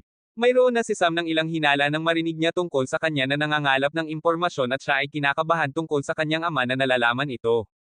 Sa alam ni Sam, mayroon lamang isang malaking pagbabago na makakaapekto sa kanyang pag-unlad at pagbihag kay Watt sa lungsod at iyon ay ang pagdating ng koponang ito. Kung ang itim na tubig ay direktang kumuha kay Watt ng walang pangalawang isip, dapat nilang alam ang paglalagay ng misyon ni Sam, na tila tumutugma sa mga oras ng pagkasira ng kanilang mga sangay sa mga lungsod ng Konde. Mayroon lamang isang paraan, ang itim na tubig ay maaaring malaman ito at iyon ay ang isa sa mga nakatagong pinuno ng mas batang henerasyon ay bahagi ng organisasyong ito at mula sa kanyang mga naunang hinala, pinaliit ni Sam sa isang tao lamang. Luther. Pinakawalan ni Sam si Sky at sinabi kay Jack. Kayo dalawa ay pumunta at hingin sa Marks na pumunta rito. Lumakad si Jack sa isang sulok at itinulak ang isang kawit na nagbukas ng hagdan na humahantong sa isang inabandunang kuweba sa loob ng kagubatan. Lumipad siya kasama si Sky. Bumaling si Sam sa matandang lalaki na ganap na pigilan sa loob ng porma sayon. Talagang minahal ni Sam ang mga kadena ng porma sayon na ito, dahil, hindi nila kailangan na siya ay nasa mas mataas na antas para gamitin ito dahil sumusipsip sila ng enerhiya ng biktima. Kaya, matandang lalaki, paano mo gustong mamatay? Tanong ni Sam habang tiningnan ng diretso ang matandang lalaki. Kabanata 139. Tiningnan ni Sam ng matandang lalaki nang hindi kumikislap. Ang kanyang mukha ay puno ng sakit, at pawisan siya. Ang kanyang enerhiya ay naaubos bawat segundo at ang kanyang sugat na patuloy na dumudugo ay hindi rin nakakatulong. Maraming iniisip si Sam para matagumpay ito. Maingat niyang inplano ng hakbang-hakbang. Kahit na, hindi ito tumagal ng mahaba ngunit hindi ibig sabihin na mas kaunti ang kanyang pagsisikap. Para matagumpay ang plano, ginamit niya ang mga anino na daga sa kanilang pinakamataas na kakayahan. Ang unang hakbang ay guluhin ang lahat sa silid at lumikha ng takot sa hindi alam. Kailangan niyang tiyakin na ang mga anino na daga ay malinaw na sumunod sa kanyang mga utos ng walang anumang pagkakamali. At ginawa nila iyon. Ang pangalawang hakbang ay kailangan niyang lumikha ng pag-iisip na ang kanyang mga atake ay may pattern. Iyon ang dahilan kung bakit hindi agad tumugon ang matandang lalaki nang lapitan niya ito sa kanyang likuran. Inatake lang ni Sam ang kanyang mga alipors ng isa-isa para lumikha ng isang haka-hakang pattern na akala nila ay sinusunod niya. Ang matandang lalaki mismo ay hindi sinasadyang naisip na hindi siya ang target, dahil hindi direktang tinaasan ni Sam ang kanyang target kahit na may pagkakataon siya, kaya akala niya na ang asul na kristal at ang anino ay walang kakayahang atakehin siya. Iyon lamang ang nagpahina sa kanyang pag-iingat na nakatulong kay Sam na gawin ang kanyang ginawa. Naglagay pa siya ng isang selula ng enerhiya para isagawa ang porma sayon kung sakaling mabaigo ang porma sayon na kumuha ng espiritual na lakas mula sa matandang lalaki ng diretso. Ngayon, ang matandang lalaki ay nahuli ng walang pagkakataong gumalaw. Hindi mo alam kung ano ang pinasok mo batang lalaki. Kahit napatayin mo ako, sa tingin mo ba ay mabubuhay ka ng mas matagal? Kung ipagpapatuloy mo ito, walang kinalaman kung sino ang nasa likod mo, mamamatay ka sa huli. Sinabi ng matandang lalaki ng may mahinang boses. Sabihin mo sa akin kung ano ang pinasok ko. Sumagot si Sam ng may pang-uuyam. Maaari mong asarin ako hanggat gusto mo ngayon. Ang pagmamayabang na iyon ay hindi magtatagal kung laban ka sa itim na tubig. Kaya, sinasabi mo na ang itim na tubig ay napakalakas na mamamatay ako kung laban ako dito. Sinabi ni Sam sa parehong tono. Ikaw ay makakapangarap na mamamatay ka. Malinaw na sinabi ng matandang lalaki na galit sa pang-uuyam ni Sam. Bumaba ko ang sangay ng itim na tubig sa lungsod ng talon ng Falcon noong ako ay halos pumasok pa lamang sa yugto ng novice at pinatay ang iyong dalubhasa sa Great Mage na inilagay mo doon. At pagkatapos ng ilang buwan, ako ay isang late-stage novice at isang nascent mage ay nasa harap ko na ganap na pigilan, ang kanyang buhay at kamatayan ay nakasalalay sa aking utos. Mayroon kang lakas ng loob na bantahin ako gamit ang iyong organisasyon. Dapat mong tingnan ang iyong antas bago ka magbabala sa akin. Mga basura. Sumimangot si Sam habang kumuha ng isang upuan mula sa kanyang imbakan at umupo doon na nakakross ang kanyang mga paa. Mga tao ninyo ay maaaring ang pinakamalaking puwersa sa ilalim ng lupa sa imperyo o kahit na sa kontinente, kahit na sa buong mundo. Ngunit kung ito talaga ang antas ng iyong organisasyon, mas mabuting itago mo ang iyong pagsasalita. Dahil, hindi ka karapat-dapat. Nang sabihin ni Sam ang mga salitang ito, ang mukha ng matandang lalaki ay naging pula sa kahihiyan. What? Ikabit mo siya sa upuang iyon. Sinabi ni Sam habang tinuturo si Luther. Ikinalat ni Watt siya. Ang mukha ni Luther ay puno ng pagkabalisa at kawalan ng pag-asa. Hindi niya alam na maaaring hulihin ni Sam sila ng ganito at kahit na sirain sila sa loob ng ilang minuto. Ngayon, nang tiningnan niya ang mga mata ni Sam, halos umihi siya sa kanyang pantalon. Dahil, ang ideya na biktimahin si Watt ay sa kanya. Malinaw niyang alam na mayroong isang bagay sa kompetisyong ito at hindi nila maaaring hawakan si Sam, kaya nagbigay siya ng ideya na hulihin si Watt at kumuha ng impormasyon mula sa kanya. Ngunit si Watt ay naging isang halimaw, pinatay niya ang isang tao sa pwesto at halos patayin ang iba pang 5. Kung hindi dahil sa intervention ng Great Mage, tiyak na nabigo silang hulihin ang lalaking ito. Akala niya na ang plano ay matagumpay, ngunit dahil hindi niya alam na mayroong paraan si Sam na subaybayan sila pagkatapos ng ilang sandali ng pagbiktima. Tiningnan lang ni Sam ang lalaking ito ng tahimik, hindi siya kahit na kumikislap at tiningnan lang ng malamig. Sa likod ni Luther ang matandang lalaki na pigilan ay tiningnan din si Sam at hindi nakita kung ano ang nangyayari sa isip ng lalaking iyon. Matapos ang ilang tahimik na paghihintay, marinig ang mga yapok mula sa hagdan. Ang lahat sa silid ay tumingin sa direksyon maliban kay Sam at Watt. Pumasok ang Marks at Jack na iniiwan si Sky sa labas. Sam, ano ang nangyari dito? Tanong ng Mark sa sandaling pumasok siya ng silid, ngunit nang makita niya ang kanyang anak na ikinalat sa upuan, hindi niya alam kung ano ang iisipin nito. Ang kanyang unang pag-iisip ay nagalit si Sam sa kanyang anak at ang huli ay gumagawa ng aksyon. Ngunit nang tiningnan niya ang matandang lalaki, agad siyang naging seryoso. Ang matandang lalaki ay malinaw na isang nascent stage na mananlinlang, ngunit ang kanyang enerhiya ay patuloy na tumatagas at lalong nagiging mahina. Hindi tiningnan ni Sam ang Marks at sinabi, "Mas mabuting tanungin mo ang iyong anak, ano ang nangyari dito?" Hindi naglakas loob na tumingin si Luther sa kanyang ama maliban na lamang sa pagsasalita. Tiningnan ni Watt ang tahimik na mag-ama habang sumimangot. Ang iyong anak, isang marangal na miyembro ng itim na tubig, ay iniharap sa harap mo. Nang marinig ng Marks ang mga salitang ito, lalong naging malungkot kaysa sa galit. Pinakamamahal niya ang kanyang ikalawang anak dahil sa kanyang unang at ikatlong anak, hindi alam kung paano maging mababang loob. Sila ay may ambisyon, sa totoo lang, masyadong may ambisyon na ang kanilang mga ambisyon ay lampas sa kanilang katalinuhan at kakayahan. Ang kanyang ikalawang anak, ay palaging kontento sa kung ano ang mayroon siya at palaging nag-iisip ng mga paraan para mapalakas ang kanyang sariling limitadong mapagkukunan. At ang mga ugali na iyon ay ang tanging dahilan kung bakit siya nahuli ngayon. Gumamit siya ng kanyang mga mapagkukunan sa itim na tubig para magtanghal sa pagsusulit at ang maliit na aksyong iyon ay humantong sa sitwasyong ito. Tiningnan ng Mark si Sam, na nanatiling tahimik sa buong panahon, at pagkatapos ay tiningnan si Watt na malinaw na nagtatanong tungkol sa kung ano ang sitwasyon. Nang ikwento ni Watt ang lahat, tumayo si Sam, tiningnan ng Marks at sinabi, "Ang gagawin ko, ay maaaring magpahamak sa akin at gawin tayong parehong kaaway, syempre iyon ay depende sa kung paano mo ito iisipin. Kung gagawin ko ito sa iyong kawalan at malalaman mo ito mamaya, at lalapit ka sa akin para humingi ng ganti. Wala akong sapat na pasensya para harapin ang lahat ng iyon." Tumigil siya at ikinilos si Watt. Umhak ng isang hakbang si Watt patungo kay Luther, habang kumuha si Sam ng isang malaking selula ng enerhiya na ikinilos si Jack na umhak ng isang hakbang paatras. Kumuha si Watt ng 2 card na gawa sa pulang meteorito na buhangin at gumalaw. "Ama, iligtas mo ako, mangyaring ama, iligtas mo ako." Sumigaw si Luther ng malakas. Sa una, tinanggap niya ang kanyang kapalaran at tinanggap ang kanyang kamatayan, ngunit nang tiningnan niya ang malamig na mga mata ni Watt, naalala niya kung gaano karaming pahirap ang naranasan ni Watt at nakaramdam ng takot. Umihi siya sa kanyang pantalon habang humihingi ng tulong sa kanyang ama. "Masyado kang maingay. Bago pa makapagsalita ang Marx, pinutol ni Watt ang dila ni Luther na huminto sa kanyang mga hiyaw para sa tulong. Nagsimulang umikot si Watt sa upuan habang nagsimulang putulin at hiwain ang buong katawan niya. Wala siyang paraan para sumigaw ng kanyang sakit dahil sa kalagayan ng dila. Malapit nang gumalaw ang Marx, ngunit biglang naramdaman niya ang isang malaking intensyon na pumatay. Tiningnan niya si Sam na tiningnan siya. Kahit na, ang kabilang panig ay walang sinabing salita, naiintindihan niya ang mensahe. Gumalaw ka at mamamatay ka. Talagang plano ni Sam na gawin ito. Ang kailangan lang niyang gawin ay, gawing gumuho ang buong selula ng enerhiya sa pamamagitan ng pagpapahina nito. Sa loob ng panahon ng pagsabog, kailangan niyang hilahin si Watt at Jack sa loob ng banal na dimensyon kasama sila. Ang natitirang tao ay mamamatay para sa lahat ng kanyang alalahanin.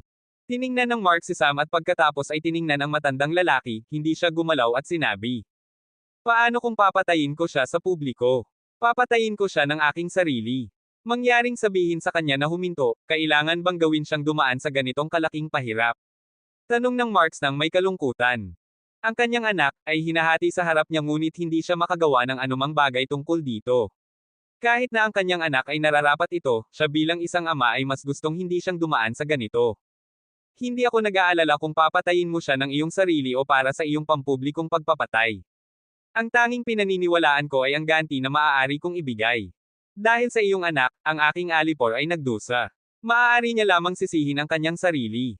Sa oras na matapos niya ang kanyang mga salita, ang mga hiyaw ay naging mas malakas, tapos na si Watt sa halos lahat ng panlabas na bahagi ni Luther.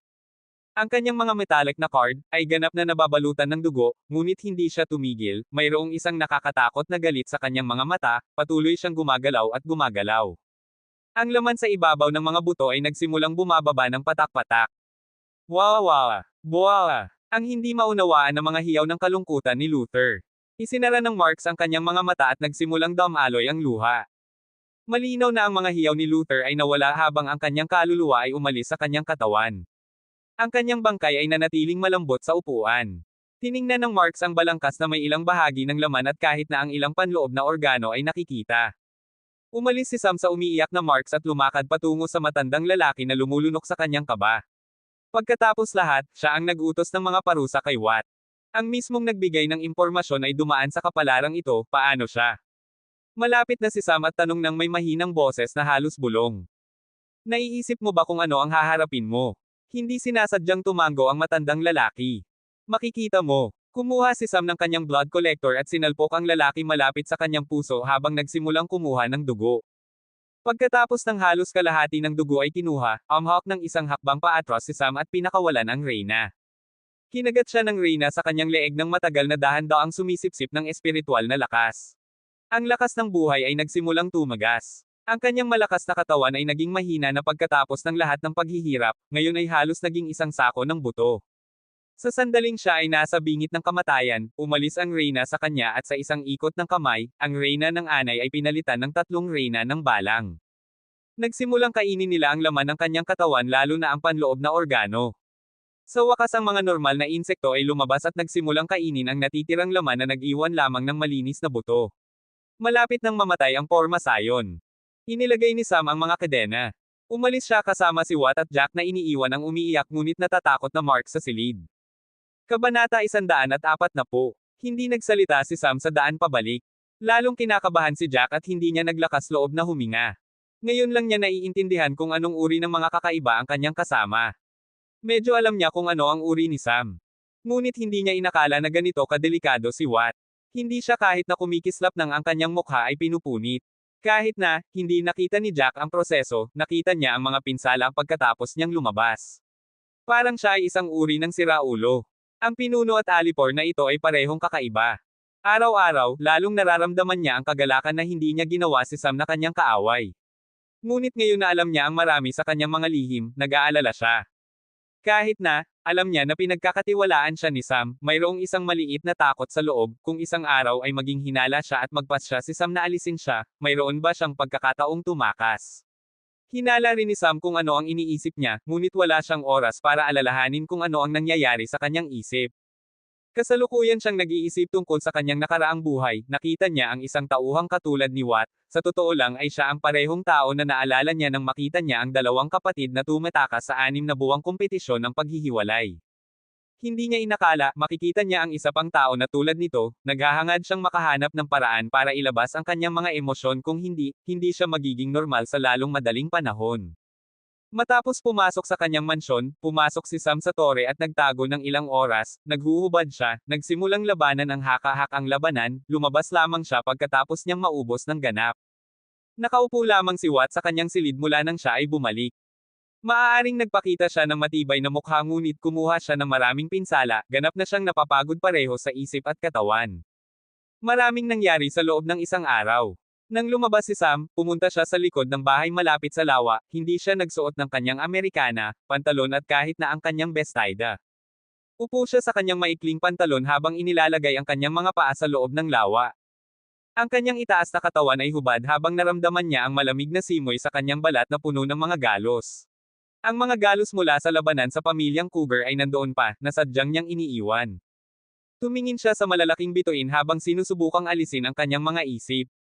Sa loob ng mansyon, lahat ng tao ay nag-iisip tungkol sa kung ano ang nangyari kay Sam. Alam nila na nakatanggap si Sam ng tawag mula sa Marks habang si Jack at Watt ay pumunta para gawin ang isang bagay na inutusan niya. Patuloy sila sa kanilang pang-araw-araw na gawain at nang sila ay nagtataka kung ano ang nangyari sa kanila, ang tatlo ay dumating ng magkasama ngunit nagulat sila sa kanilang kalagayan. Ang ekspresyon ni Sam ay malamig, tila ganap na natatakot si Jack habang si Watt ay ganap na napapagod, kahit na ang malikot na Philip ay hindi naglakas loob na maglaro. Matapos ang mahabang panahon, binuo nila si Jack ng maraming tanong na hindi niya maipaliwanag. Kung ang kanilang operasyon laban sa itim na tubig ay ipinaalam sa kanila, hindi niya alam kung paano sila magre-react at hindi niya gustong sabihin sa kanila. Sa totoo lang, ito ang kanyang plano ng ganti at ngayon ay halos naging digmaan na sa pagitan ni Sam at ang itim na tubig. Hindi bababa sa naging bahagi siya sa mga lungsod ng Konde, ngunit ngayon ay hindi niya alam kung ano ang ibig sabihin ng sitwasyong ngayon. Iniisip pa niya na hilingin kay Sam na ihinto ito, ngunit hindi niya alam kung paano lapitan ang paksang ito. Matapos tanggihan ang lahat ng miyembro sa pamamagitan ng pag-iwas sa kanilang mga tanong, ngunit may isang alalahanin, matagal nang nasa lawa si Sam at hindi niya alam kung dapat siyang lapitan. Kaya, dahil hindi niya naglakas loob na lapitan, may isang bagay na magagawa niya at iyon ay ipaalam kay Watt na siyang sentro ng sitwasyon. Naging ganito si Sam pagkatapos niyang makita kung paano nagdusa si Watt. Kaya, ang tanging magagawa niya ay hayaan silang ayusin ang bagay na ito ng mag-isa. Nang marinig ni Watt na ganito si Sam, pumunta siya sa lawa. Nang marinig ni Sam ang mga yapik, hindi niya lumingon para tingnan kung sino ito, dahil, alam niya na si Watt lamang ang may lakas ng loob na makipagtagpo sa kanya kapag nasa ganitong kalagayan siya. Huminto si Watt ng ilang hakbang mula sa kanya, humiga si Sam sa kanyang likod habang ikinilos si Watt na umupo. Upo siya at hindi nagsalita, pagkatapos ng maikling tahimikan, nagsimulang magsalita si Sam. Watt, naisip mo na ba kung bakit ako ganito? Hindi sumagot si Watt, bagaman siya ay nalilito kung ano ang pinag-uusapan ng kanyang pinuno. Naisip mo na ba kung bakit ang isang 15 taong gulang na probinsyano ay may maraming kakayahan na ito, na makakapaghubad, makakapaglaban, may maraming trump card? Wala ka bang kahit na isang hinala man lang? Iyon ay walang kaugnayan sa akin. Sa oras na ito ay sumagot si Watt. Kahit na ang sagot ay maikli, nakuha ni Sam ang punto. Ano ang punto ng pag-iisip at pagdududa kung saan kumuha ang kanyang pinuno ng kanyang mga kakayahan? Siya pa rin ang kanyang pinuno anuman ang mangyari. Walang silbi ang pag-iisip ng mga bagay na walang kaugnayan sa kanya. Hindi ako kabilang sa mundong ito. Biglang sinabi ni Sam. Naghahangad siyang ilabas ito, ngunit hindi niya nakita ang isang taong karapat-dapat sa tiwalang ito. Nagulat si Watt sa isang segundo ngunit hindi niya alam kung ano ang sasabihin. Nagpatuloy si Sam. Maaaring hindi ka maniwala sa akin, ngunit ako ay mula sa ibang mundo. Doon ang lakas ng pananalapi, mausis ang isip, mahusay na katalinuhan, talino lahat ng ito ay higit sa lakas ng katawan, mayroon lamang isang pagbubukod gayunpaman, kung ang lakas ng katawan mo ay nasa tuktok ng mundo pagkatapos lamang mayroong pagkakataon para sa taong iyon. Ang mga normal na manlalaro ay para lamang sa aliw ng mga tao, ang mas malalakas na manlalaro ay para sa utos ng mayayamang tao.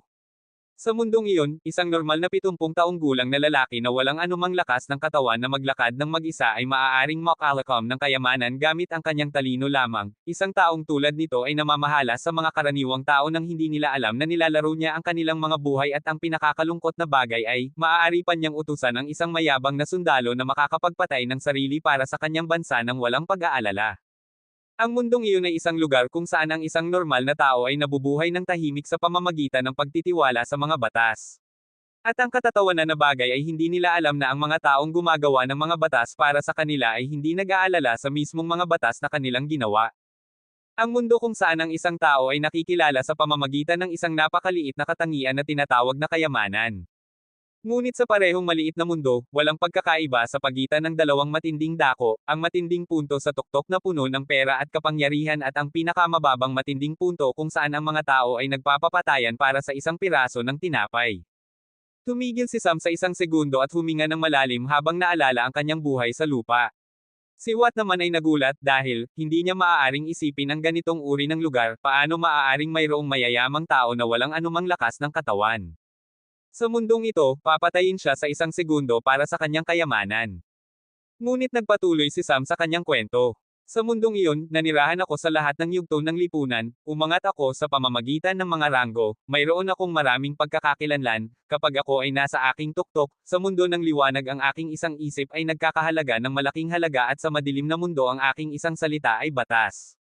Ngunit sa parehong mundo, nawala ako ng dalawang pinakamahalagang tao, ang una sa madilim na mundo, namatay siya sa pagprotekta sa akin, at ang pangalawa sa mundo ng liwanag, dahil hindi ako nakapagprotekta sa kanya.